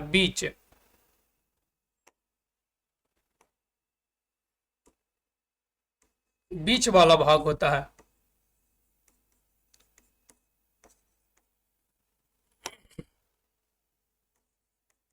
भाग होता है ना। और उसके बाद में जो हमारा जो आता है वो जिसका नाम होती है इलियम। और यही जो इलियम जो होता है बच्चा, वो ऐसे इस तरह से पूरी संरचना के साथ ये जुड़ा हुआ रहता है अपनी छोटी आंत में। और ये क्या करता है, भोजन को पाचन करने में महत्वपूर्ण भूमिका निभाती है, क्योंकि ये वाला जो उंगली जैसा अंगुलीकार जैसा ये जो संरचना होती है, इस संरचना का नाम होती है, संरचना को जो नाम होता है बच्चा, उसका नाम होती है इलियम। क्या नाम होती है? इलियम। सॉरी, इलियम नहीं, बिलाई। क्या नाम होता है? बिलाई नाम होती है। विलाई। और ये जो विलाई जो होता है बच्चा, इसी को हम क्या बोलते हैं? दीर्घ रोम कहते हैं। दीर्घ रोम कहते हैं। और यही तुमसे क्वेश्चन पूछेगा। ये जो होता है छोटी आंत जो होती है, पूर्ण पाचन हो जाती है यहाँ पे। और यही भाग जो है तुम्हारा इलियम जो भाग है, वो एक तरह से कह सकते हो रंसाकूर की तरह एकदम रहता है, मतलब कि रस को चूसने की तरह कार्य करता है। मतलब जितने पोषक तत्व आप खाए थे, सभी पोषक तत्व क्या होगा, इस उंगली जैसी संरचना में जाकर फंसेगा। और इसी में जुड़ा हुआ रहता है रक्त वाहिनियां। और ये क्या करता है, छान कर पूरे पोषक तत्व जो रहेगा, वो सब पोषक तत्व को लेकर चला जाएगा कहां पर? तो आपके रक्त में। और रक्त क्या होती है, पुनः सभी कोशिकाओं के पास लेकर चला जाता है। तो दीर्घ रोम या बिलाई जो होता है, तुमसे कहेगा क्या कि किसका भाग है, तो क्या बताओगे? सर जी, छोटी आंत का भाग है। किसका भाग है? छोटी आंत का भाग है। और ये जो छोटी आंत जो होती है, ये जो छोटी आंत जो होता है वो क्या करता है? छोटी आंत जो होता है वो क्या करता है तुम्हें? छोटी आंत वो पूर्ण रूप से पाचन की क्रिया कर देता है। और उसमें छोटी आंत में भी यदि तुमसे कोई क्वेश्चन पूछे कि छोटी आंत के कौन सी भाग में भोजन का पाचन संपन्न होती है, तो बताना क्या कि तुम्हें इलियम में। और इलियम की कौन सी भाग? तो जिसका नाम है इलियम में एक संरचना था जिसका नाम था क्या? विलाई या दीर्घ रोम होती है। और ये पोषक तत्व को क्या कर लेता है? पूरे पोषक तत्व को ग्रहण करता है। उसके बाद में लेकर दे देता है किसे? तो आपको दे देता है रक्त को, है ना। रक्त क्या करता है? पूरे शरीर में पहुंचा देता है ना। चलिए, तो ये था तुम्हारा क्या? छोटी आंत के बारे में आपको पता चला। इसके बाद में यहीं पे अच्छा एक चीज और याद रखिए बच्चा, कि जो तुम्हारा छोटी आंत है, इसमें दिखाते हैं, फिगर में दिखाएंगे तब समझ में आएगा। जो फिगर जो होता है बच्चा, छोटी आंत में क्या होती है, जो अमाशय से जो भोजन आता है, कहानी सुनिए पहले आप। छोटी आंत से जो भोजन आती, यदि अमाशय से जो भोजन आया, जो कायम जो भोजन था, कायम भोजन को छोटी आंत लेने से इनकार कर देता है। अब इनकार क्यों करता है सर जी? इनकार इसलिए कर देता है क्योंकि भोजन ऊपर में था जो वो अम्लीय था। तो वहां पे छोटे अमाशय को कहता है कि हम तुम्हारे जो भोजन है उस भोजन को हम नहीं लेंगे, क्योंकि तुम्हारे पास तो सुरक्षा करने वाला कौन था सर जी? म्यूकस था उसके पास सुरक्षा करने के लिए HCl से। लेकिन हमारे पास तो कोई है ही नहीं म्यूकस ऐसा वाले कोई चीज नहीं है, इस कारण से हम तुम्हारा भोजन नहीं लेंगे। तब ये क्या कहता है कि तुमको हम एक दूगो सुरक्षा देते हैं करने वाला। और यहीं पर आकर जुड़ता है जो तुम्हारा जो क्या कौन सी भाग? ग्रहणी। पहला भाग ग्रहणी था। ये जो ग्रहणी था, ग्रहणी के पास क्या होती है? आकर दो भाग जुड़ती है, जिसका नाम होता है क्या? एक मूल पित्तवाहिनी और एक होता है क्या तुम्हारा? अग्नाशय पित्तवाहिनी, अग्नाशय मूल वाहिनी या अग्नाशय वाहिनी। ये दो मूल पित्तवाहिनी और अग्नाशय वाहिनी दोनों आकर क्या करती है? जाकर आपका ग्रसनी भी जुड़ जाती है, छोटी आंत के पास जुड़ती है। और दोनों को दोनों इंजाम स्त्रवन करता है। और वही इंजाम स्त्रवन करता है, तब जाकर छोटी आंत भोजन को क्या करता है? पाचन की क्रिया प्रारंभ करती है। तब जाकर ये वाला पूरी की पूरी क्रिया होती है। थोड़ा सा छूट गया तो वहां पे, है ना। तो चलिए देखिए, फिगर में आपको समझ में आ जाएगा बहुत बढ़िया से। यहाँ पे फिर से आपको लिख दे यदि कि यहाँ पे जो होती है दो गो ग्रंथि साइड से आता है। दो ग्रंथि आपको हम बताए थे कि जो दो गो ग्रंथि जो था, दोनों साइड में एक ग्रंथि, देखिए दोनों ग्रंथि हमें दिखाई पड़ रहा होगा। ये वाला जो ग्रंथि जो बच्चा, ये वाला जो ग्रंथि जो होती है, ये एक ग्रंथि दिखाई पड़ रही है ना, ये ग्रंथि। और एक ग्रंथि यहाँ पे, ये जो हल्का पीला सा जो डायग्राम आपको दिखाई पड़ रहा होगा, आशा करते हैं। ये जो डायग्राम है, इसी को हम क्या बोलते हैं? तो हम कहते हैं पैनक्रियाज, या इसी को हम क्या बोलते हैं? तो अग्नाशय कहते हैं। क्या बोलते हैं? अग्नाशय। और यही अग्नाशय जो होती है वो एक प्रकार का क्या है? ग्रंथि का काम करता है। ग्रंथि मतलब इंजाम स्त्रवन करना। और ये जो होती है जिसका नाम होती है यकृत या लीवर के नाम से जानते हैं, यकृत के नाम से जानते हैं। यही पे यदि यहाँ पे नहीं करते हैं, थोड़ा सा इसे अब थोड़ा सा इधर हम देख लेते हैं, यकृत और अग्नाशय के थोड़ा सा टॉपिक इसका है, ज्यादा बड़ा कोई टॉपिक नहीं है, साइड से ले लेते हैं। देखो यकृत यदि हम देखे चला, यकृत, तो यकृत जो होता है मानव का सबसे बड़ा ग्रंथि होता है। क्या होता है? सबसे बड़ी ग्रंथि होता है। सबसे बड़ी ग्रंथि कौन होता है? तो सर जी यकृत होता है। साथ ही साथ इसमें जो होता है वो पीत का निर्माण होता है। किसका निर्माण होता है? पीत का निर्माण होता है। पीत का निर्माण, पीत का निर्माण होता है। साथ ही साथ यदि आगे चले तो हमें पता चले पीत का तो निर्माण होवे करता है, ये रक्त का शुद्ध भी करता है। रक्त का शुद्धिकरण में भी भाग लेता है। शुद्धिकरण, रक्त का शुद्धिकरण में भी भाग लेता है। रक्त में यकृत की यदि बात करें तो ये पुनरुद्भवन में भी सबसे ज्यादा क्षमता होती है। सबसे ज्यादा क्षमता पुनरुद्भवन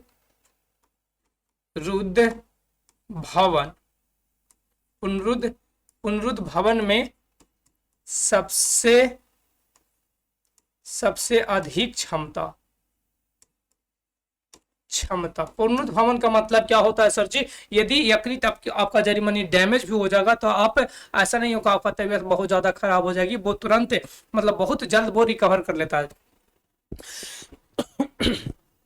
आप याद रखिएगा एक चीज, आप देखे होंगे कोई व्यक्ति यदि शराब ज्यादा पी लेता है या कोई जहर खा लेता है तो उसको कहा जाता है क्या कि इसकी लीवर जो हो गया वो खराब हो गया, इसी कारण से उसकी मृत्यु हो गया। यदि ज्यादा खा लेता है, यदि ज्यादा ओवरडोज हो जाती है तो उस कंडीशन में उसकी मृत्यु होती है। यदि थोड़ा मात्रा में खाता तो लीवर क्या करता है, उसे अवशोषित कर देता है और लीवर से एक प्रकार का पदार्थ निकलता है जिसका नाम होती है क्या?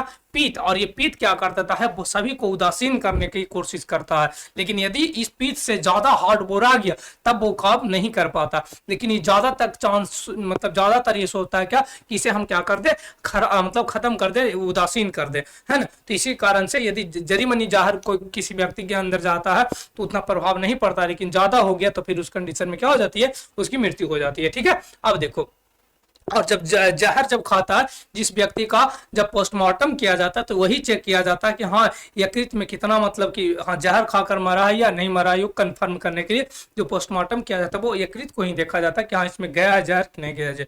ठीक है, आगे देखा जाए। आगे फिर कहा, सबसे पहले पॉइंट कहा क्या तुम्हारा कि यकृत जो होता है बच्चा ये सबसे बड़ा ग्रंथि होती है, सबसे बड़ा ग्रंथि है। उसके बाद में कहा तुम्हें क्या कि ये जो होता है ये पीत का निर्माण करती है। किसका निर्माण करते हैं? पीत का। साथ ही साथ ये शुद्धिकरण करता है। किसका? रक्त का शुद्धिकरण। सबसे ज्यादा पुनरुद्भवन की क्षमता किस में होती है सर जी? यकृत में होता है। ठीक है, लेकिन पीत का यदि जमा होना हो, पीत का यदि जमा होना हो बच्चा, पीत का जमाव, पीत का जमाव कहाँ होता है? जमाव कहाँ पे होती है सर जी? पित्ताशय में होता है। पित्ताशय में होता है। जो यकृत जो था ये वाला देखो, ये वाला यकृत के बीच में एक हरा सा डायग्राम दिखाई पड़ रही है ना, ये जिसका हम घेरा लगा रहे हैं, इस घेरा में आपको दिखाई पड़ रहा होगा ये हरा सा, उसी को हम क्या बोलते हैं? पित्ताशय कहते हैं। तुमसे कहेगा पीत का निर्माण कहाँ होती है गुरुजी? तुम बताओगे पित्ताशय में, लेकिन सॉरी यकृत के द्वारा। लेकिन तुमसे कहेगा क्या कि पीत का जमाव कहाँ होती है, जमा कहाँ होती है जाकर, तो तुम बताओगे कहाँ पे? तो तुम बताओगे सर जी पित्ताशय में होती है। ठीक है, अब आगे चलते हैं। अब हमारा एक ग्रंथि है जिसका नाम होती है क्या? तो अग्नाशय ग्रंथि। अग्नाशय ग्रंथि थोड़ा थोड़ा और बच रहा, छोड़ेंगे नहीं, एक भी पॉइंट नहीं छूटेगा बच्चा, एक भी पॉइंट नहीं। आशा कर रहे हैं कि आपका पॉइंट एक भी ना छूटे, है ना। अग्नाशय ग्रंथि, अग्नाशय ग्रंथि, अग्नाशय ग्रंथि। ये जो अग्नाशय ग्रंथि होता है बच्चा, ये यदि देखा जाए तो हमारा कहाँ पे अवस्थित है? तो ये बाएं साइड यहाँ पे, ये जो हमारा जो लोकेशन इसका देखे तो कहाँ पे, जो हमारा जो पेट था, जो हमारा यहाँ पे नहीं कर सकते, यहाँ पे ये वाला भाग में यहाँ पे अवस्थित होता है। ये जो हमारा क्या कहते हैं, अमाशय था, अमाशय के जस्ट नीचे एक भाग होती है जिसका नाम होती है अग्नाशय ग्रंथि। अच्छा, यकृत जो होता है वो राइट साइड होता है, मतलब ये साइड होती है। यकृत की बात करें तो ये यहाँ के आसपास होता है ना। फिर लेकिन लीवर की बात करें तो कहाँ था, सॉरी ये अग्नाशय की बात करें तो तुम्हारा कहाँ था? तो ये तुम्हारा अमाशय के थोड़ा सा नीचे था। ठीक है, आगे देखो। अग्नाशय ग्रंथि जो होता है बच्चा एक प्रकार का ग्रंथि है। अच्छा, एक चीज और याद तुमको पड़ गया हमें कि जो ग्रंथि जो होता है बच्चा, ग्रंथि या तो इसका कार्य पता है आप लोग का, या तो ये ग्रंथि या तो हार्मोन का स्त्रावन करेगा, तो या तो इंजाइम का स्त्रावन कर देगा। ग्रंथि जो होती है वो या तो इंजाइम का स्त्रावन करेगा और या तो किसका? हार्मोन का स्त्रावन करती है। लेकिन इसमें अभी तक जितना भी ग्रंथि मिला सब का सब ग्रंथि क्या कर रहा? इंजाइम का स्त्रावन करता है। और जब आगे चल अगर पढ़ोगे तो अंतःस्रावी ग्रंथि, इस ये सभी के सभी हम लोग बाह्यस्रावी ग्रंथि को देखे हैं जो हमारे पास इंजाइम का स्त्रवन किया है। और ये जो अग्नाशय जो होता है बच्चा, एक प्रकार का मिश्रित ग्रंथि होता है, ये इंजाइम भी स्त्रवन करता है और हार्मोन भी स्त्रवन करता है।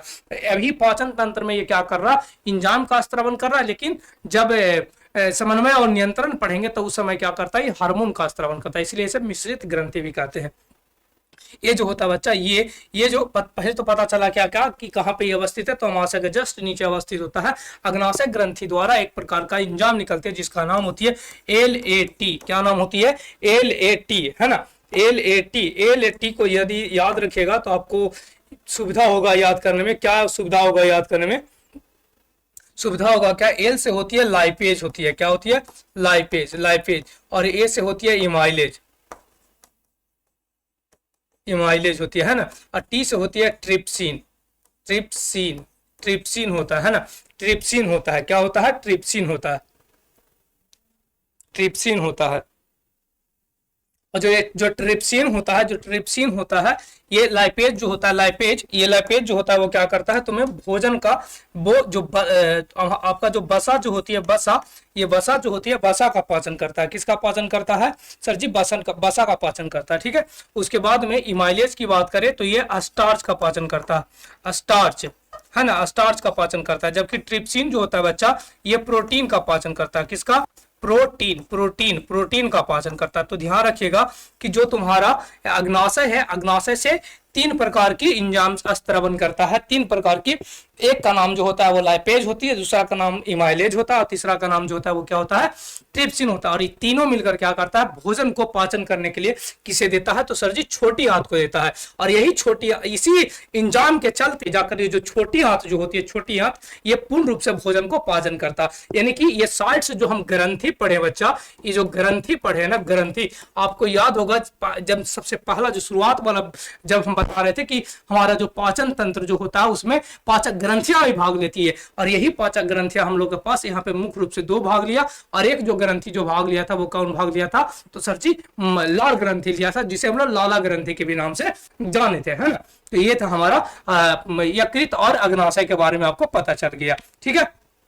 अब देखिए आगे यदि चलते हैं आगे, तो ये आगे कई प्रकार की और ग्रंथियां द्वारा भी निकलकर ये सब जो होती है वो सभी चेंज हो जाता है, परिवर्तन कर लेता है। आगे चलते हैं तो हमारा जो भोजन जो चली जाती है बच्चा, वो कहां प्रवेश करता है, बड़ी आंत में। कहां पे प्रवेश करता है, बड़ी आंत में प्रवेश करता है ना। ये बड़ी आंत कहीं पे, हाँ चलिए यहाँ पे ले लेते हैं बड़ी आंत। बड़ी आंत की बात करें बच्चा, बड़ी आंत जो होता है ये भी 2 भाग में बटा हुआ रहता है। कितने भाग में, 2 भाग में बटा हुआ रहता है ना। एक जो होती है वो कोलन होता है, एक जो होता है जिसका नाम होती है कोलन, और एक का नाम होती है जिसका नाम होता है रेक्टम होता है ना। ये जो होता है, ये कोलन और रेक्टम जो कोलन जो होता है बच्चा, कोलन ये 3 भाग में विभाजित रहता है। कितने भाग में विभाजित रहता है गुरुजी, 3 भाग में। 3 का एक जो होती है जिसका नाम होती है ऊपरी गामी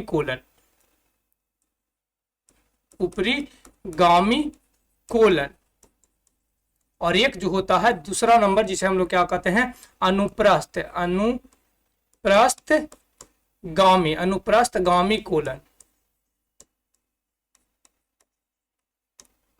गामी कोलन, तीसरा जो होता है बच्चा, तीसरा जिसे हम क्या बोलते हैं, ऊपरी गामी, अनुप्रस्थ गामी, और एक होता जो क्या, एक होता ऊपरी गामी, अनुप्रस्थ गामी, और एक निचली गामी, नहीं अधोगामी, क्या बोलते हैं इसे, अधोगामी,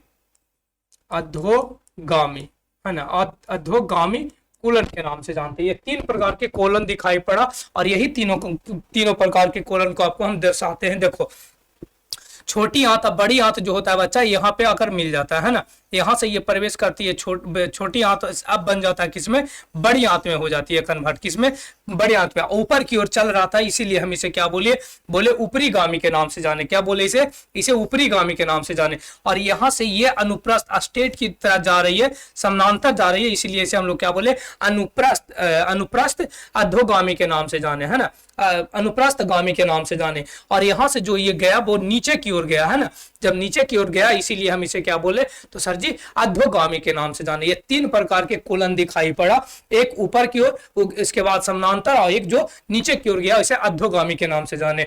उसके बाद में ये प्रवेश करता है कहां पे, सर जी रेक्टम में। देखो यहाँ पे रेक्टम दिखा हुआ है ना, रेक्टम या इसी को क्या बोलते हैं सर जी, मलाशय बोलते हैं, मलाशय, मलाशय, ये मलाशय बोलते हैं। और मलाशय में चला जाता है भोजन, कहाँ चला जाता है, मलाशय में। अब मलाशय जो होता है बच्चा, ये गुद्दा के द्वारा, एनस के द्वारा, गुद्दा के द्वारा या एनस के द्वारा क्या हो जाती है, मल जो होता है वो क्या हो जाती है, हमारे शरीर से बाहर हो जाती है। लेकिन उससे पहले थोड़ा सा और एक चीज याद रखेगा, जिस जगह पर बच्चा, जिस जगह पर बड़ी आंत, बड़ी आंत, बड़ी आंत छोटी आंत से मिलती है, छोटी आंत से मिलती है,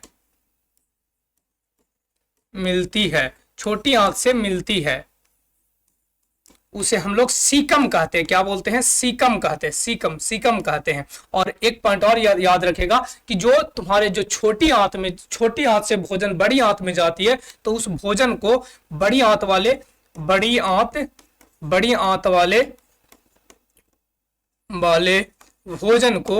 भोजन को हम लोग क्या कहते हैं, भोजन को हम क्या कहते हैं, चाइल कहते हैं। क्या बोलते हैं, चाइल बोलते हैं, चाइल कहते हैं, चाइल कहते हैं। तीन प्रकार के हमें भोजन दिखाई पड़ा। मुख गुहा में था तब हम उसे बोलस के नाम से जाने थे, क्या बोले थे, बोलस कहते हैं, बोल्स कहते हैं ना। दूसरा में जब पेट में गया था भोजन, तो उस भोजन को हम क्या बोले थे सर जी, कायम बोले थे। क्या बोले थे, कायम बोले थे। उसके बाद में हमारा बाड़ी आंत में जब भोजन चला आया तो उस भोजन को हम क्या बोले सर जी, चाइल के नाम से बोले। और यही चाइल जो होता है बच्चा, यहाँ केवल क्या होती है, ये मल होता है। क्या होता है, मल होता है। उसके बाद में ये शरीर से बाहर हो जाता है। बच्चा बड़ी आंत में एक चीज का अवशोषण होता है जिसका नाम होती है जल का। बड़ी आंत में किसका अवशोषण होता है, केवल जल का। केवल किसका जो होता है, केवल जल का। जल का अवशोषण अभी तक कहीं नहीं हुआ था। जल का अवशोषण कहां होती है, बड़ी आंत में होती है, बड़ी आंत में होती है, आंत में होती है, बड़ी आंत में होती है ना, ये बड़ी आंत में होती है जल। फिर से एक बार बड़ी आंत के बारे में बता देते हैं। बड़ी आंत बच्चा क्या होती है, बड़ी आंत में दो भाग, केवल कितने भाग होते हैं, दो। एक का नाम होती है कोलन, दूसरा का नाम होती है रेक्टम। रेक्टम को हम लोग क्या बोलते हैं, मलाशय भी बोलते हैं। कोलन जो होता है बच्चा तीन भाग में बटा हुआ रहता है। जब ऊपर की दिशा में चलता है तो उसे हम लोग ऊपरी गामी कहते हैं। जब अनुप्रस्थ हो जाता है इस तरह से तो उसे अनुप्रस्थ गामी कहते हैं। जब नीचे की ओर जाता है तब हम उसे क्या बोलते हैं, अधोगामी के नाम से जानते हैं। फिर आगे चले कि जो ये तीनों से भोजन का क्या होता है, केवल जल का अवशोषण। ये तीनों जो भाग है इसमें क्या होती है, जितने जो जल होते हैं सबका अवशोषण कर लिया जाता है। और बाकी जो मल जो बचा, वो अवशिष्ट पदार्थ जो बचा, वो कहां भेज दिया जाता है सर जी, रेक्टम में भेज दी जाती है। रेक्टम जो होती है, रेक्टम वो आगे चलकर हमारे एनस या गुद्दा के द्वारा शरीर से क्या हो जाती है, बाहर खुल जाती है। और हम क्या करते हैं, जो हमारे पास जो शरीर में जो अवशिष्ट पदार्थ बना था, जो मल जो बना था, वो शरीर से बाहर हो जाता है ना। अब देखो एक पॉइंट और बताए कि जिस जगह पे बड़ी आंत और छोटी आंत मिलती है उसे हम क्या बोलते हैं सर जी, सीकम कहते हैं। फिर बताया बड़ी आंत वाले भोजन को हम क्या बोलते हैं, चाइल के नाम से जानते हैं। फिर बताया क्या कि केवल जल का अवशोषण कहां पे होता है, बड़ी आंत में होता है। एक पॉइंट और बच रहा होगा, चला क्या बच रहा होगा, जो अपेंडिक्स, कहीं पे अपेंडिक्स देखो यहाँ पे है ना, ये वाला जो भाग है वो अपेंडिक्स है। ये वाला जो भाग दिखाई पड़ा, ये जो हम रेड कलर से ऐसा दे रहे हैं, ये भाग जो है अपेंडिक्स है। अपेंडिक्स क्या होता है गुरुजी, अपेंडिक्स जो होता है, अपेंडिक्स एक प्रकार का अवशेषी अंग होता है। क्या होती है, अवशेषी अंग होता है, अवशेषी अंग।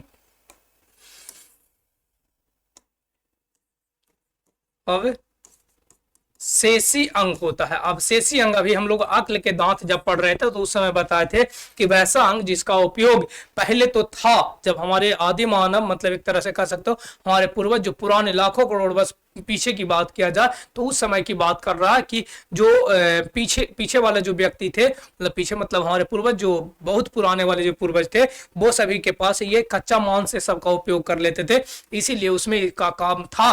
लेकिन हम लोग कच्चा मांस ऐसा कुछ यूज नहीं करते, जिस कारण से हमारे शरीर में इसका कोई कार्य नहीं है। वैसा अंग जिसका पहले कार्य था लेकिन बाद में कार्य नहीं है, उसे हम लोग क्या बोलते हैं? अवशेषी अंग बोलते हैं। क्या बोलते हैं सर जी? अवशेषी अंग कहते हैं। आशा करते हैं कि ये जो वीडियो था वो आपको समझ में आया होगा।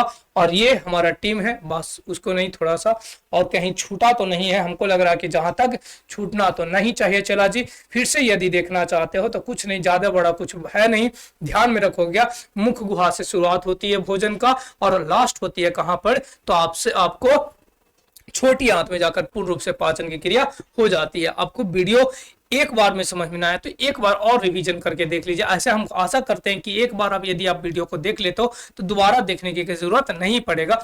एक ही क्वेश्चन को नहीं छोड़ा गया थोड़ा सा। क्या? तो ये बसा जो होता है बेटा, बसा, ये जाकर आगे चलकर ये फिर से जाकर चेंज हो जाती है। बसा होती है बसीय अम्ल में चेंज होती है। वसीय गैस्ट्रिक लाइपेज जो ये जो है वो क्या करता है? चेंज कर देता है बसीय। ये जो पूर्ण रूप से अभी टूटा नहीं था, इसे यदि तोड़ना चाहते हो तो तोड़ सकते हो। अच्छा, थोड़ा सा इसे हम छोटे कर देते हैं। और एक पॉइंट और भी तुम्हें बता देते हैं ना, थोड़ा सा छूटना जितना हो सके उतना आपको हम बता रहे हैं। छूटना नहीं चाहिए, आपको एक भी पॉइंट नहीं छूटना चाहिए। हाँ देखो जरा सा, ये जो बसा जो है बेटा, ये बसा जो है, ये बसा क्या करता है आगे चलकर? बसा लाइपेज जो होता है वो क्या तोड़ देता है? इसे वसीय अम्ल में टूट जाती है। और साथ ही साथ ग्लिसरॉल में टूट जाता है। ग्लिसरॉल में टूट जाता है। ग्लिसरॉल में टूट जाता है। उसी तरह से स्टार्च की बात करें तो स्टार्च भी टूट जाती है माल्टोज में टूट जाती है। प्रोटीन की भी बात करें तो प्रोटीन जो होती है ये जाकर टूट जाती है अमीनो एसिड में, अमीनो अम्ल में टूट जाती है। किसमें? अमीनो अम्ल में टूट जाती है। और यही फॉर्म में क्या होता है? जो तुम्हारा जो भोजन होती है वो छोटी आंत में जाकर अवशोषण हो जाते हैं। अब यहाँ से हमें लग रहा है कि एक भी पॉइंट नहीं छूटा है तुम्हारा। और ये वाला वीडियो देखने से पहले सबसे पहले आप क्या देखें तो पार्ट 1 देख लीजिए। आप पार्ट 1 से रेगुलर यदि आप दोनों वीडियो देख लेते हो तो गारंटी देते हैं कि आपसे एक भी क्वेश्चन पहला एक्सरसाइज से यदि आता है तो छूटने वाला नहीं है। तो चलिए, ये वीडियो आपका करीब करीब लंबा हो गया, करीब 1.5 घंटा के आसपास हो गया है ना।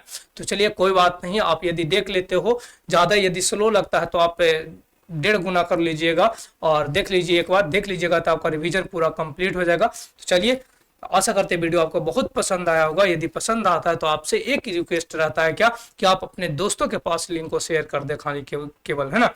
अपने जितना भी सोशल मीडिया यूज करते हैं, आप जितने भी ग्रुप चलाते हैं, सभी ग्रुपों में वीडियो को शेयर कर दे, ठीक है। तो चलिए फिर मिलते हैं नेक्स्ट वीडियो में। और थोड़ा सा दिक्कत ये हो गया क्या कि आज लाइव क्लास नहीं होगी, कि रिकॉर्ड कर में रह गए, लेट हो गया, आधा घंटा लेट हो गया है ना। तुम्हारा 7 बजे रहता था और हम लोग 7:30 तक पहुंच गए, इस कारण से थोड़ा सा लाइव क्लास आज नहीं ले पाएंगे बच्चों का, है ना। तो चलिए फिर मिलते हैं नेक्स्ट वीडियो में, तब तक के लिए जय हिंद, थैंक्स फॉर वॉचिंग।